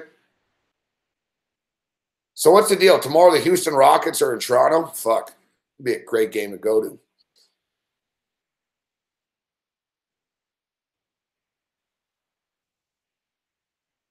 $77-72 with 10 seconds left. Man, we're going to fall just short, like I said. We're at 154, 149 now. All right, we're going to have to cry home this Oregon game.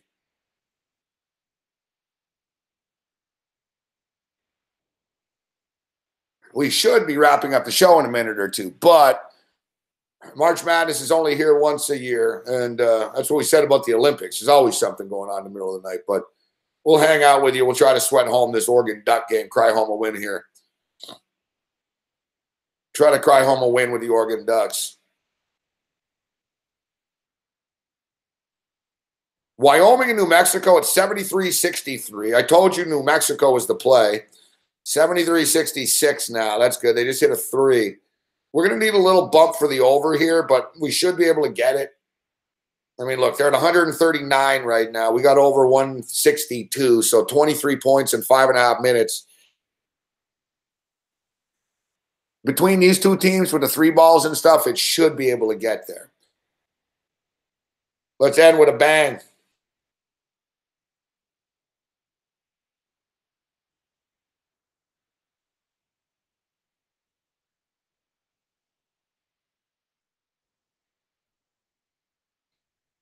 Onyx, my picks, my early picks, I tweet most of them out, but I'm posting my picks on my Patreon page now. I'm not selling picks, but people are already subscribing for the 2 podcasts a week, so I figured I'd give them a little bit of a bonus.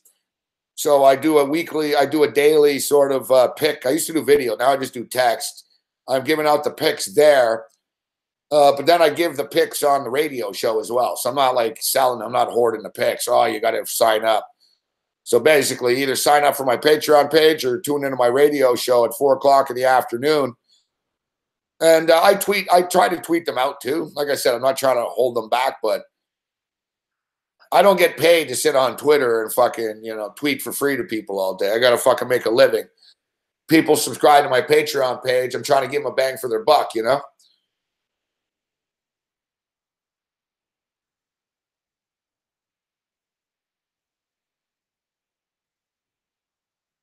But honestly, yeah, follow me on Twitter at Sports Rage.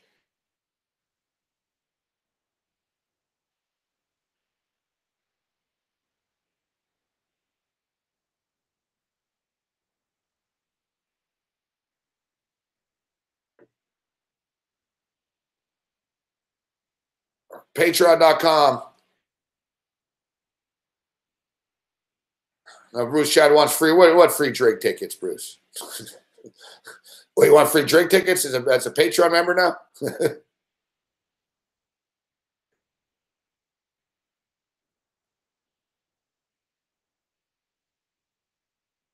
There's no drink tickets.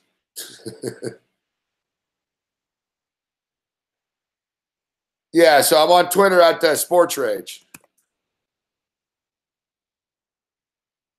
That's my Twitter account, Onyx. Like I said, like today I tweeted out all my picks before the games and shit most of the time. But if I'm doing a radio show and shit and I got a life, I can't sit around just tweeting my picks out all day to people.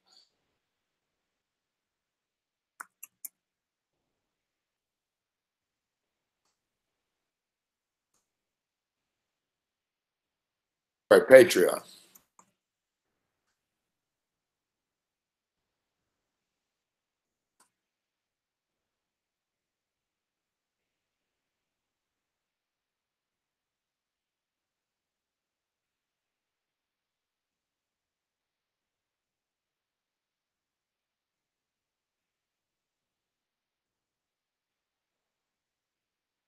All right, we'll take a quick break, and let's sweat home some wins here, guys. Let's get some late-night magic. Thanks. See you later, Rabano. Thanks for tuning in. Babano will be with us on the radio show tomorrow, actually. Babano will be on with us tomorrow talking picks at 5:05. Babano.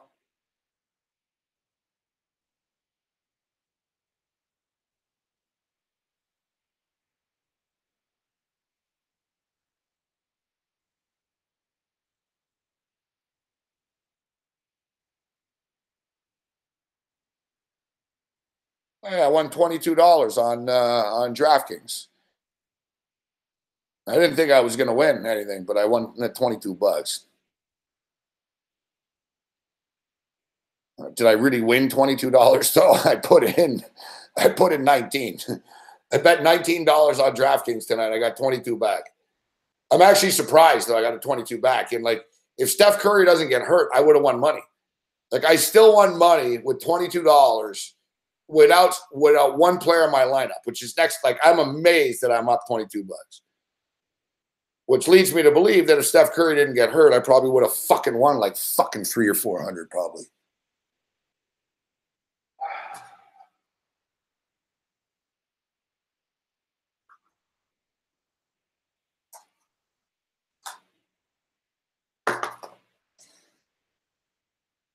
That hurt the first half bet for us, guys. Like, you know, Golden State settled down and shit, but I'm telling you, you could tell early when Steph Curry came out and stuff, he was going hard to the rack.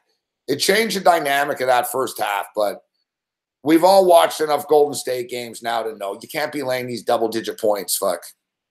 They're just not interested enough, it seems. All right, so which game do we tune into here? Where are we going to go? Let's go to Las Vegas, Nevada. Or wait, oh no, let's go to the game that there's less time left in, which is to the Thomas and Mack Center.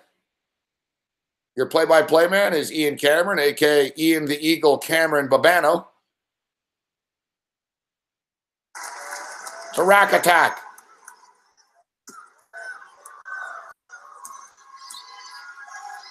Thanks for tuning in, Small Thrill. 1 out of 2 for Antonio Jackson. Make sure to give us a thumbs up if you haven't. Make sure to support sportsbookreview.com. Ron Fig says he's going to be in Vegas next week.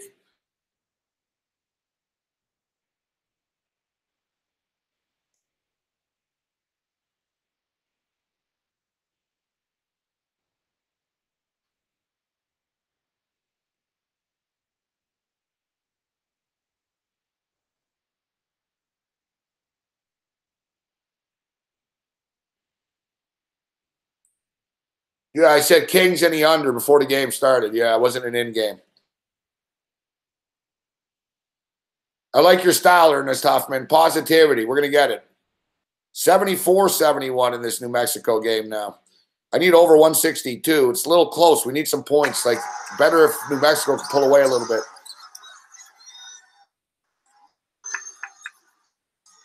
And New Mexico put away Wyoming. Lobo. Guarded by Herndon. Burstinger. And a foul is called on New Mexico. It was a foul on New Mexico. Good call, ref. Even though I'm on the Lobos. Good call. It's on Sam Lockwood. That was away from the ball on Lockwood. He bumped them. Like, you know, like I said, I'm all for physical contact in basketball, and I even have money on the Lobos. That's the one thing with me, guys. When you see I get mad about games and shit, it's legitimate. Like, I don't get mad because it's against my team. Like I said, I have money on the Lobos right there. When I saw it happen, I thought, kid, what are you doing? Fuck. You know, like the big goofy white kid fucking clumbing, but bumping into everybody. It's a foul. It's a foul, you know? And the kid on fucking Wyoming clanks a free throw. Fuck, man. The total's starting to get a little dicey here. I got over 162.5. They're at 145 with 3.5 left. We should be all right, but I need a 3-point shot here or two from these kids. Come on.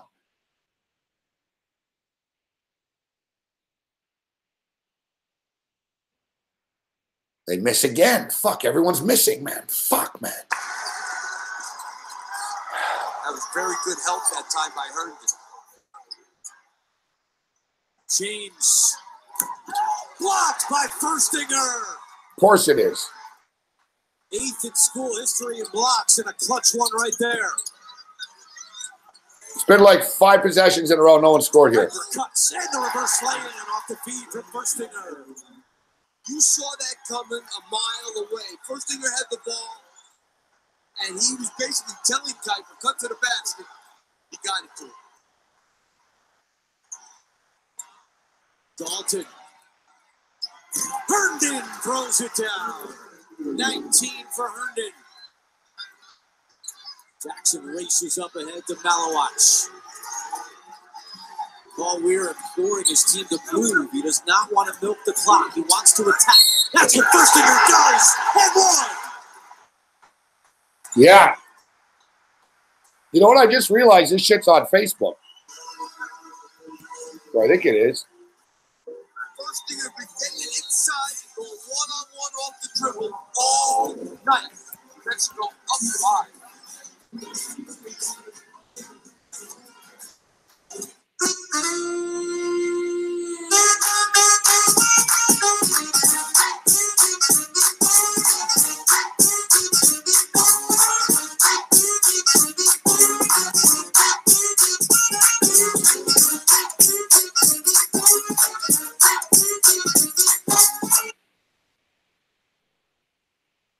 I got it on the stream, but it'll be better live off the Facebook. Thanks to Babano, actually. Babano was the one that I saw Babano tweeting about that earlier in the week.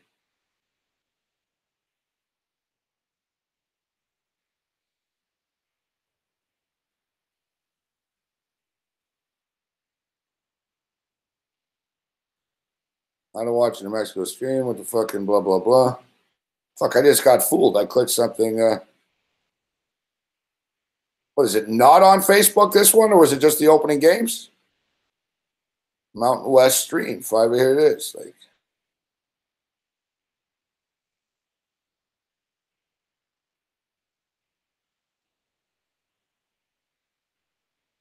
no, I guess it's not on this one. Video. First round. Wyoming, no. Fuck, I just closed my stream too. I thought it was on Facebook. I was like, man, because Facebook, I figured it'll be more live than my stream is, right? I'm fucking pissed we bet on the Oregon Ducks. We tried to get cute and be contrarian. That chick in the middle is pretty hot, that cheerleader. Lobos lead it by 5. Coming up next, we turn things over to our studio at CBS Sports Network. That scoop of everything happening on and off the hardwood. It's inside. Marge, I think I hate Ted Koppel. No, wait, no, I find him witty and informative. CBS Sports. 2:39 to play. What has been a great game. These two teams racing up and down the floor. Look at our game reset. With the possession arrow favoring Wyoming, and James, as you see, still hobbling. They need him to get going here down the stretch. And this is a hard situation to be in if you're Wyoming, because these guys are coming at you, so you have to constantly attack. So it's like, try and go off the dribble. If they're going to pressure you that much, try and take it to the basket. The problem is their best guy doing that is James, and he's not right. Firstinger has 21 points tonight, 1 off of his career high. 6-point lead. It's like a pick and roll in Herndon.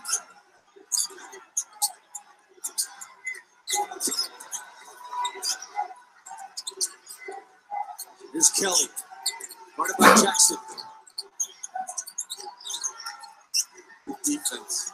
5 on the shot clock. James for 3. No. Adams tipped it out of bounds to New Mexico. What a great box out by Simons. That was a great defensive possession. No steal, but solid closeout, cover each other up defense. Amazing. Yesterday in the first round, James did not miss a shot. He was 9 for 9. Tonight, 3 of 13 for Justin James. And a steal by Justin James. Gave it to him. Adams to Dalton in rhythm three. No good. And Simons is there for the rebound. 1:40 to go. Winner to the semifinals tomorrow night against Utah State. New Mexico looking to milk a little clock up 6. Good move.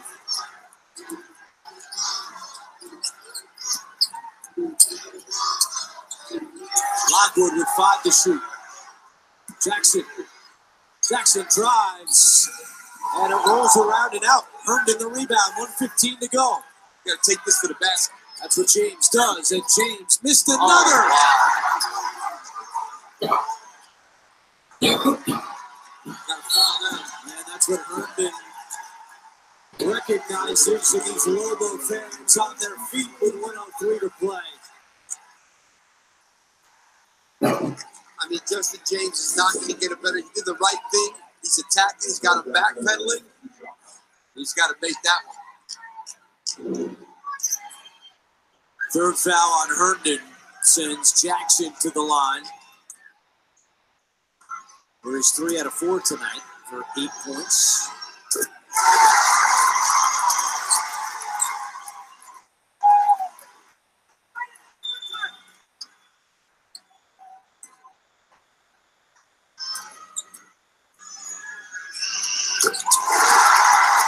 New Mexico, excellent free throw shooting team. Number 1 in the Mountain West. 17th in the country at 77% on the season. Herndon's 3 is off the mark. And a foul on Wyoming will send those Lobos right back to the line. What did I say before the game? Listen to the Lobo fans in Vegas. Listen to them.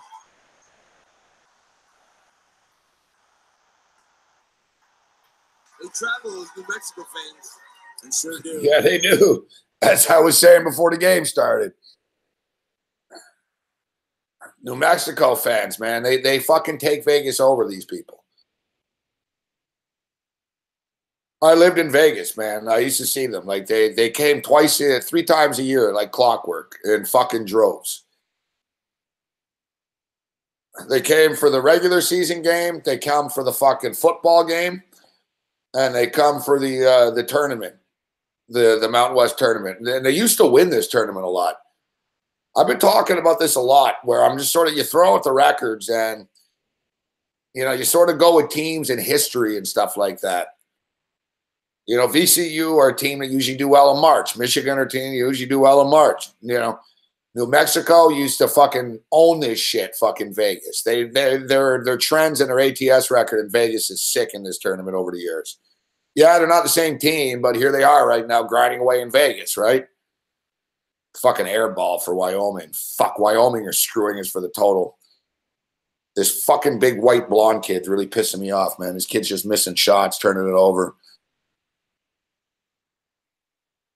They're fouling them at least, but they're going to stop. They're going to stop soon, I would imagine. It's up to 155 now. We need 162.5. The kid's going to the free throw line. If he hits them both, he gets up to 157. We're going to need 6 more points. Fuck, we need 8 more points here. I need 8 points in 47 seconds. If Wyoming could hit a 3, we're going to get it. If they don't, I don't think we will. Kid hits the first one. And then we'll try to sweat home this Oregon game. But what's the deal with the Ducks? Fuck, they're not looking good, are they? Oh, 54-40. They're coming on. We're going to get it. Let's go. Quack, quack. 157. Come on, Wyoming. You need a bucket here.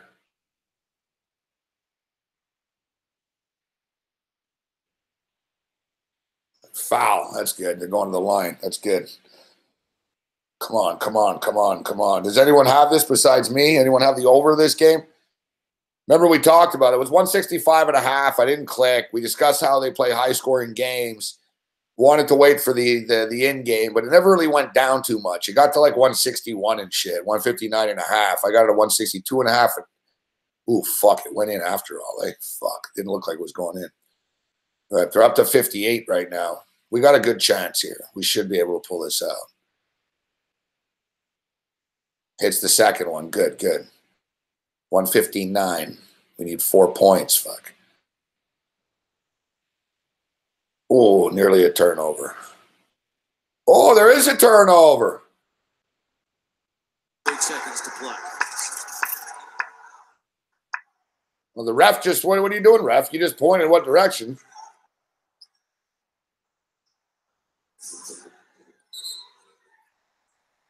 Now they're going to go to the monitor to confirm. Oh, of course you are. Fuck. Remember last night was the biggest torturous game ever, man. Well, looking ahead, Steve, if indeed New Mexico moves on, you'll see the number 7 seed Utah State in the semifinals tomorrow as you take another look at this play that's being reviewed. This year, Utah State and New Mexico met twice, with each team winning at home. We'll do it live. Fucking thing. First, Utah State we'll do it live. Fuck it. Do it live. Do it live. I'll write it and we'll do it live. The Lobos won 78-63. Do it live. I'll write it and we'll do it live. Look at this. Fucking thing sucks. We'll do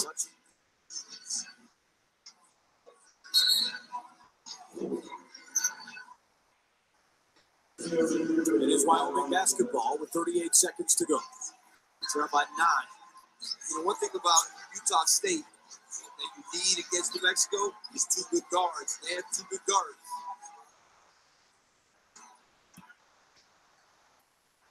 Earl put on a show earlier tonight on CBS Sports Network. I don't know if they have a match. You know what? I see you, Sandra Cock. I can't really disagree with your Auburn, Alabama pick. Fuck, Alabama, they're not very good. The kid misses a layup on Wyoming. Fuck you guys. And there's the foul by Kelly. Holy shit, kid. Fuck, man. You're right under the basket, man. Joe Firstinger, a new career high. 23 points to go along with 9 Firstinger. rebounds. 8 out of 13, 9 rebounds. How about 3 assists? I'll tell you what right now, guys. New Mexico is going to be a dangerous team in the NIT. They're gonna be good in the NIT. They're gonna win a game or two. That's the thing, guys. You watch all these conference tournaments. Not everyone's going to the tournament. It doesn't mean we're not going to make money on them in the future. You know, you've got the CBI, the CIT, the NIT. He missed the free throw. Fuck me, 160. I need a 3. I need 3 points, and they fucking throw it out of bounds. Fuck.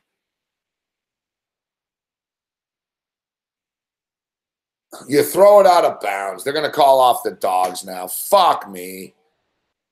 Unfucking believable. I don't even get my puncher's chance at the fucking shot because the kid throws it out of bounds. Fuck. Again, another fucking game lost by a bucket. Fuck. You fucking stupid fucking idiot, man. All fucking game, man. This big white blonde fucking goofball on the fucking Wyoming Cowboys. Fuck. You miss fucking layups. You throw the ball out of bounds. You can't catch a pass. Good job, number 1. Fuck. Great pass. Fuck. Fuck, man. Fuck me, man.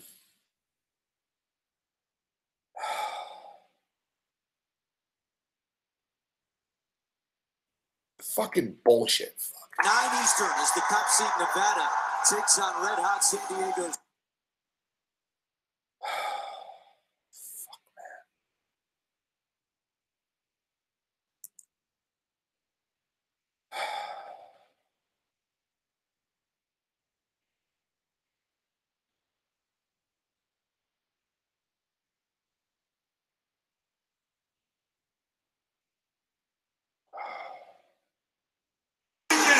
What a fucking joke! Language! I'm a language! Stick for fuck's sakes! Watch it, you fucking asshole! Fuck!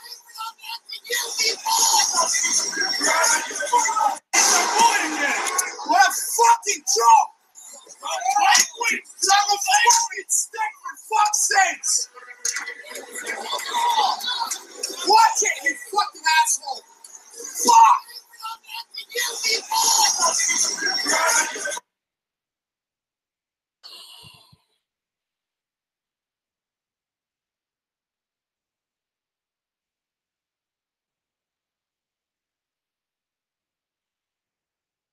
Help the helper.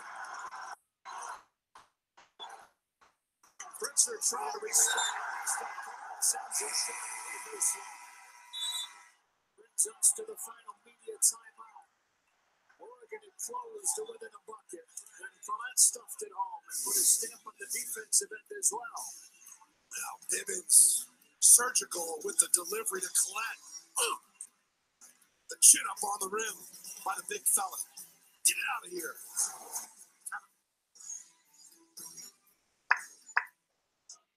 62-57. 3.5 minutes remaining. Utah up 5.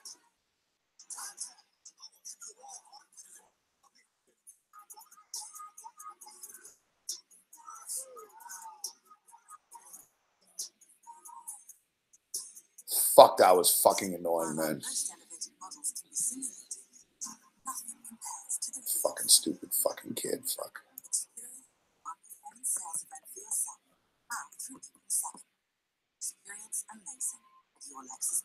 Yeah, I lost that total, 154. They got to 150. It's 2 losses in a row right there, but it was, it was like 4 wins in a row, right? It goes both ways. The battle, man.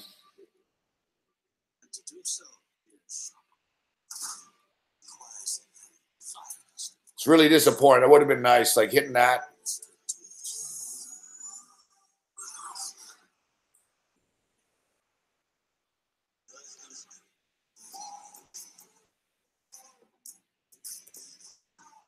Come on, Oregon. All right, so in the morning, we've got Southern Miss and Cincinnati. Cincinnati are minus 13.5. I would lean, man, it's a lot of points, but SMU, man, today I took UConn. That was a stupid idea. Fuck.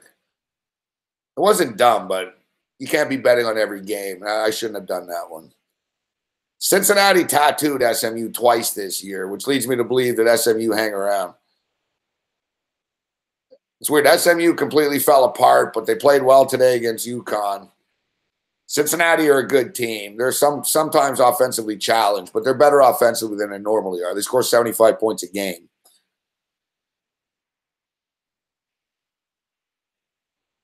I'm seeing a total of 127 in this game. It's too low. That's my pick in this game. Over 127. It's funny. They played, if you look when they played, they got to exactly 127 twice.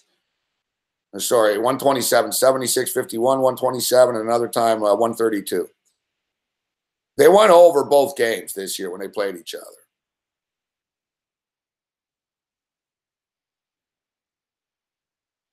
You know, like if you look, Cincinnati's game against Wichita State last week was 62-61. But before that, 78-49, 82-74, 77-52, 70, 76-72.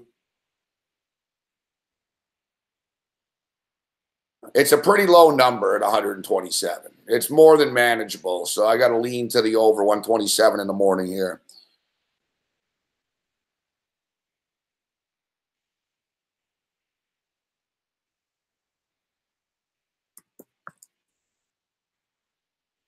There's a lot of games tomorrow, and the matchups get trickier. Like they're more evenly matched. Teddy ran through some of the numbers. I'm not really gonna. I don't even know who's playing really right now. So like like we said, so VCU's at noon here too. I hear now I see the games. Let me just check here actually.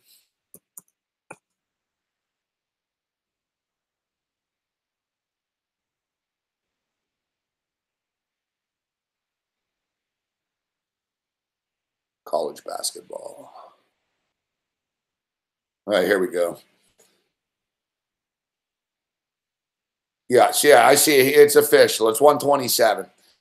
So, we're going to go over to 127 in SMU and Cincinnati. Over 127 in that basketball game. That's at noon.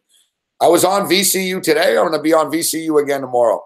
Rhode Island are good, but they're being overpriced right now, and they stumbled down the stretch a bit. VCU are going to fucking lay it out tomorrow big time in this game. They're going to hang around. I'm going to go over to 148 as well. Let's go Rhode Island, VCU, over 148, and we'll take the 9.5 with VCU.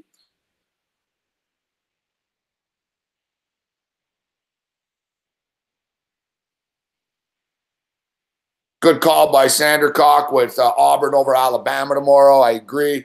Surprised it's not 7 or 8. I'll go with, I hate laying fucking points, but Auburn will win the game. Georgia and Kentucky. I bet you it comes down to the wire, this one. I'm not in a hurry to bet. I got to lean to the over 137.5 in that one. Alabama, Auburn. Auburn's much better than Alabama is. It's not football, right? Fuck. Auburn's got a pretty good team this year on the hardwood. Clemson and Virginia tomorrow. I don't really want to fuck with Virginia. I'd go over to 118.5. Just fundamentally, it's too low. Oh, fuck. Duke played North Carolina tomorrow night. There's no line right now. We'll take the over. Kansas State and Kansas play. It's up to 6 right now, climbing. Kansas laying 6 to the K-State. San Diego State, Nevada, no line. That'll be a good game tomorrow night. Arizona lay 4.5 to UCLA. I've been riding UCLA a lot, but I'm not so sure I'll take them in this spot. And Grand Canyon gets 2 against Utah Valley. All right, tomorrow night we'll jump in on our boys here tomorrow night. Big game for the Lopes. Fuck Utah Valley. I watched them today. They're not that good. Grand Canyon can beat these guys. It's on ESPN3, that game, too. It's going to be a big deal for Grand Canyon. So, yeah, the early games tomorrow, I'm going to be betting these. I'm going to bet the over 127 in the Cincinnati SMU game.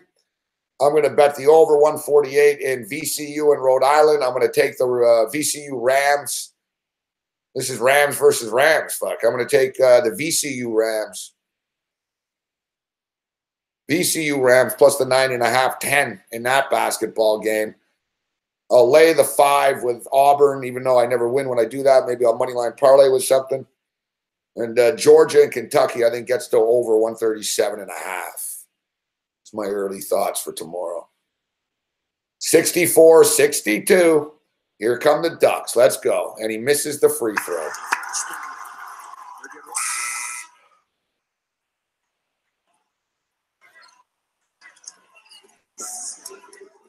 Tillman will sit down. Kenny will.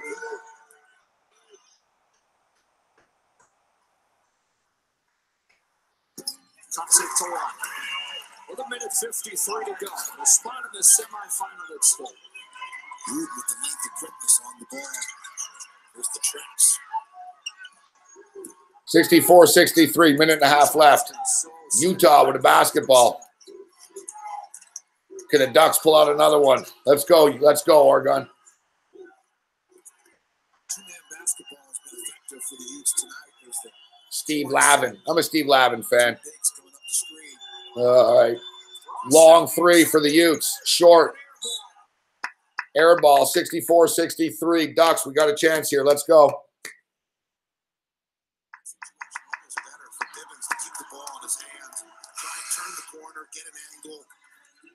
Where he can either take it himself or make good decisions as the help defenders come. 1:26 to go in a 1-point game. Where are you going here if you're Dana Altman and the Ducks? I think they'll continue with the straight line drive approach. Whether it's McIntosh or then Paul White there at the high post. Ooh, nice look inside of McIntosh.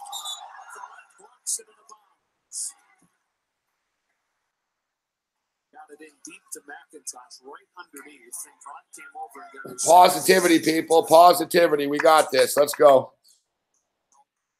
Oregon Ducks are going to win. That's all we need. Let's go, Ducks.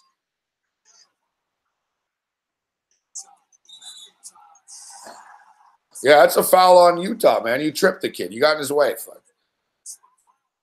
Boom, we're going to the line. Ducks got a chance to take the lead here.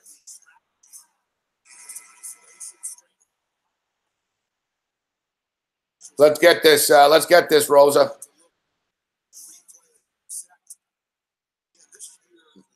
You're on the over. You're going to need overtime. Or what is it, 137.5, 134.5? What was the total here?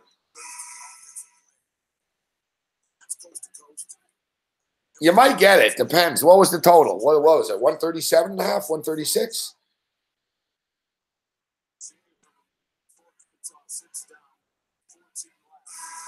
It's kind of dark. Yeah, I realize. I turned the lights off a bit.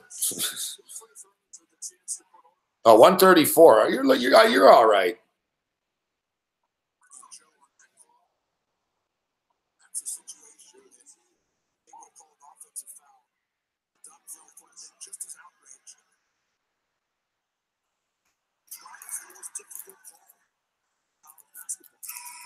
It's going to be tight. Depends on the possession. You know what? It's going to be all depends on what Utah does here.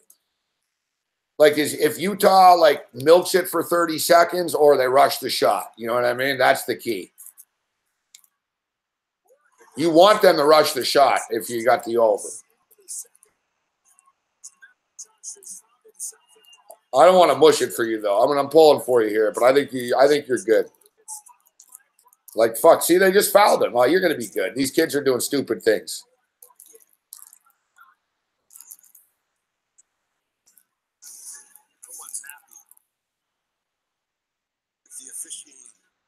Fucking Pac-12 officials, man. Where's the foul? That's not a foul. Let the kids play, guys. You know what, Rosa? I think you're lucky. I think the refs have money on the over. I swear to God, guys, we all know the Pac-12. It's some bullshit refs in the Pac-12, man. Football and basketball, there's always shady fucking shit in this fucking conference, man. That was not a foul. It's not a foul.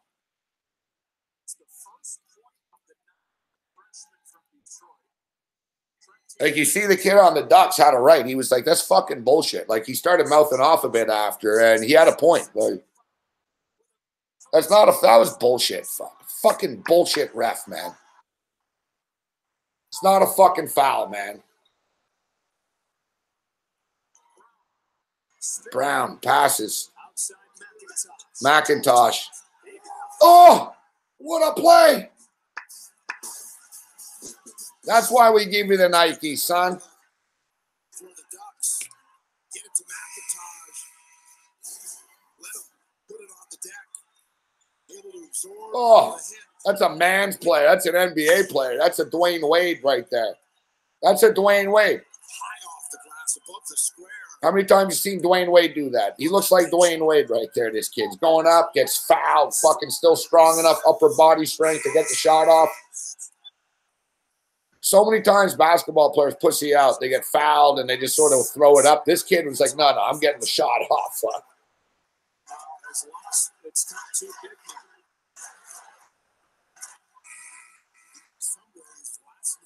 now. Great shot. Great shot. And the struggles that the Ducks have, in some ways, gives them more confidence in this game in terms of the blueprint of having been successful before. Here you go. One more free throw and you got this. You got to push. We're all good, Rosa. You're gonna hit it. Good job. I can't believe I'm not on this over. Actually, I was gonna grab it in game before, but I was tied up in the fucking NBA game.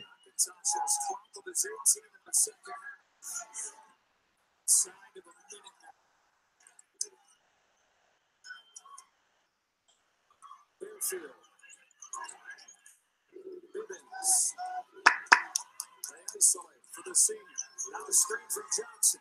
Bibbins outside. Fairfield for the lead. Offline. Rebound toucher. Wow, they're going to play it out. 9-second differential, 8.5-second differential. I don't like this. I would foul if I was them. But nah, you're down by 2. You're kind of fucked. You got to let it play out. I was going to bring it up earlier, but I'll mention it after the game. But in the old days, coaches used to start fouling with like 3 minutes left and shit, just to extend it to give themselves a chance.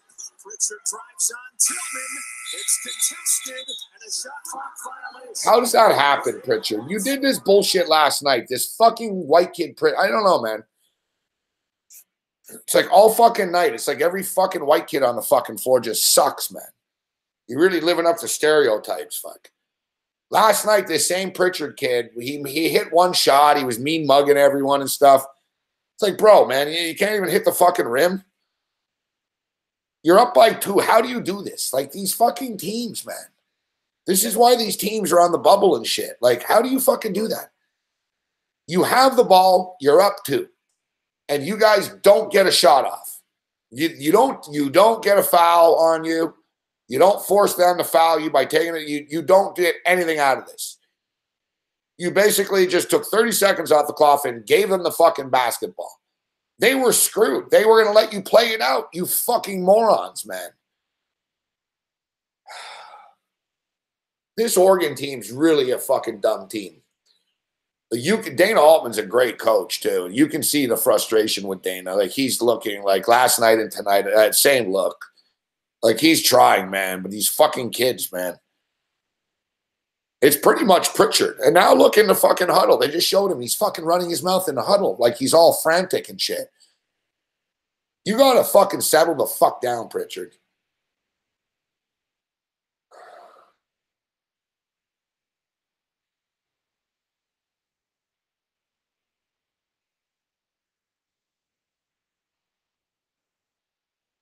Like Dana Altman, like a couple of times, he's just been like this, literally. Like, he just puts his hands, he's like fucking exasperated.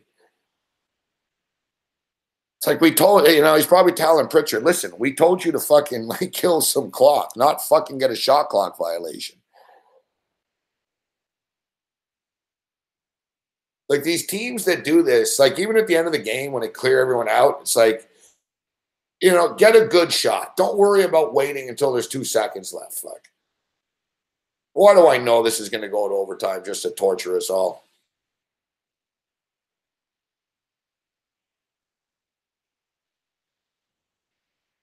And the Pac-12 tournament, last night in the Oregon game and the Washington State game, or it was Oregon versus fucking whoever they fucking, Washington State.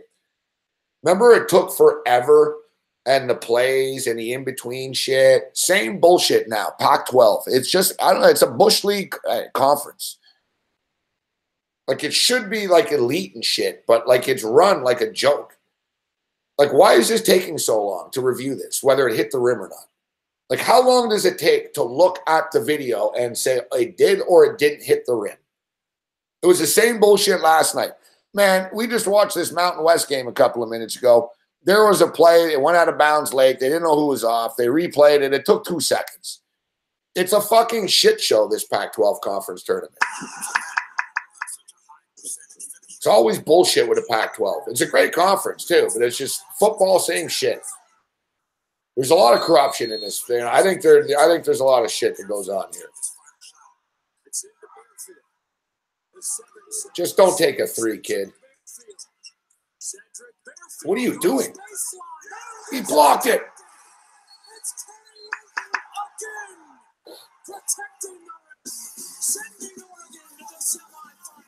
What a play, kid.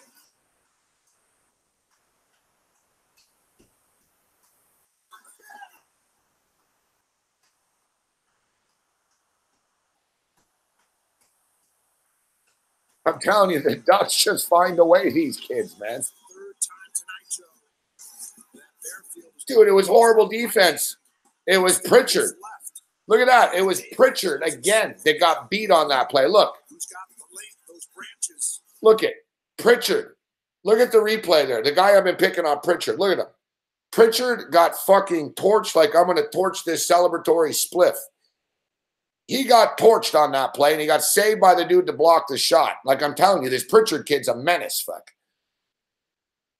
You're a menace, Pritchard. Your time's up. Who you guys playing tomorrow, fuck? You guys can survive against these shitty teams doing this, but who do they get now? USC tomorrow. Oh, fuck me. USC's beatable. USC. Is this the game, Brooks? You guys going to do it tomorrow? We talk about like pedigree and shit. You know Oregon's going to win the game tomorrow. They're going to find a way again. I don't know how they do this. Like, it's a miracle. But we'll take it. We end it with a win, baby. We end it with a win. Not bad. So a little late night wins here. LA Kings. LA Kings caps under. Kevin Durant over 30 points. New Mexico Lobos. Fucking, if that Lobo game would have went over, man, we would have been back on track. Like, it wasn't a great day for me, but I'm battling. You know what I mean? I'm battling. We showed a little profit. We're battling. We're doing our best.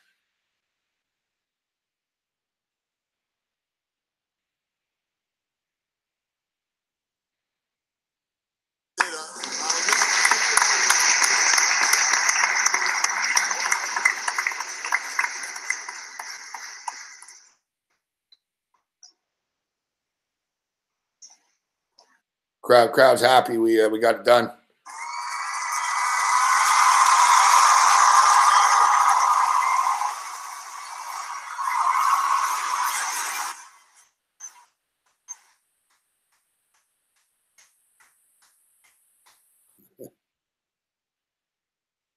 Big win, big win. All right, gentlemen. It was nice to wrap it up with a win. As we stated, our plays in the morning are Cincinnati and SMU over 127.5. I'll buy the half point at 127, but over 127.5. VCU plus 9.5, 10. And VCU Rhode Island over 148. I'll be tweeting out some stuff during the afternoon. I'll be live on the radio tomorrow at 4 o'clock. Steve Marilyn Babano, join us. And we'll be with you tomorrow night with the Friday Night Free Show, watching all the games and yelling, screaming, and trying to build that bankroll for you. Support SBR.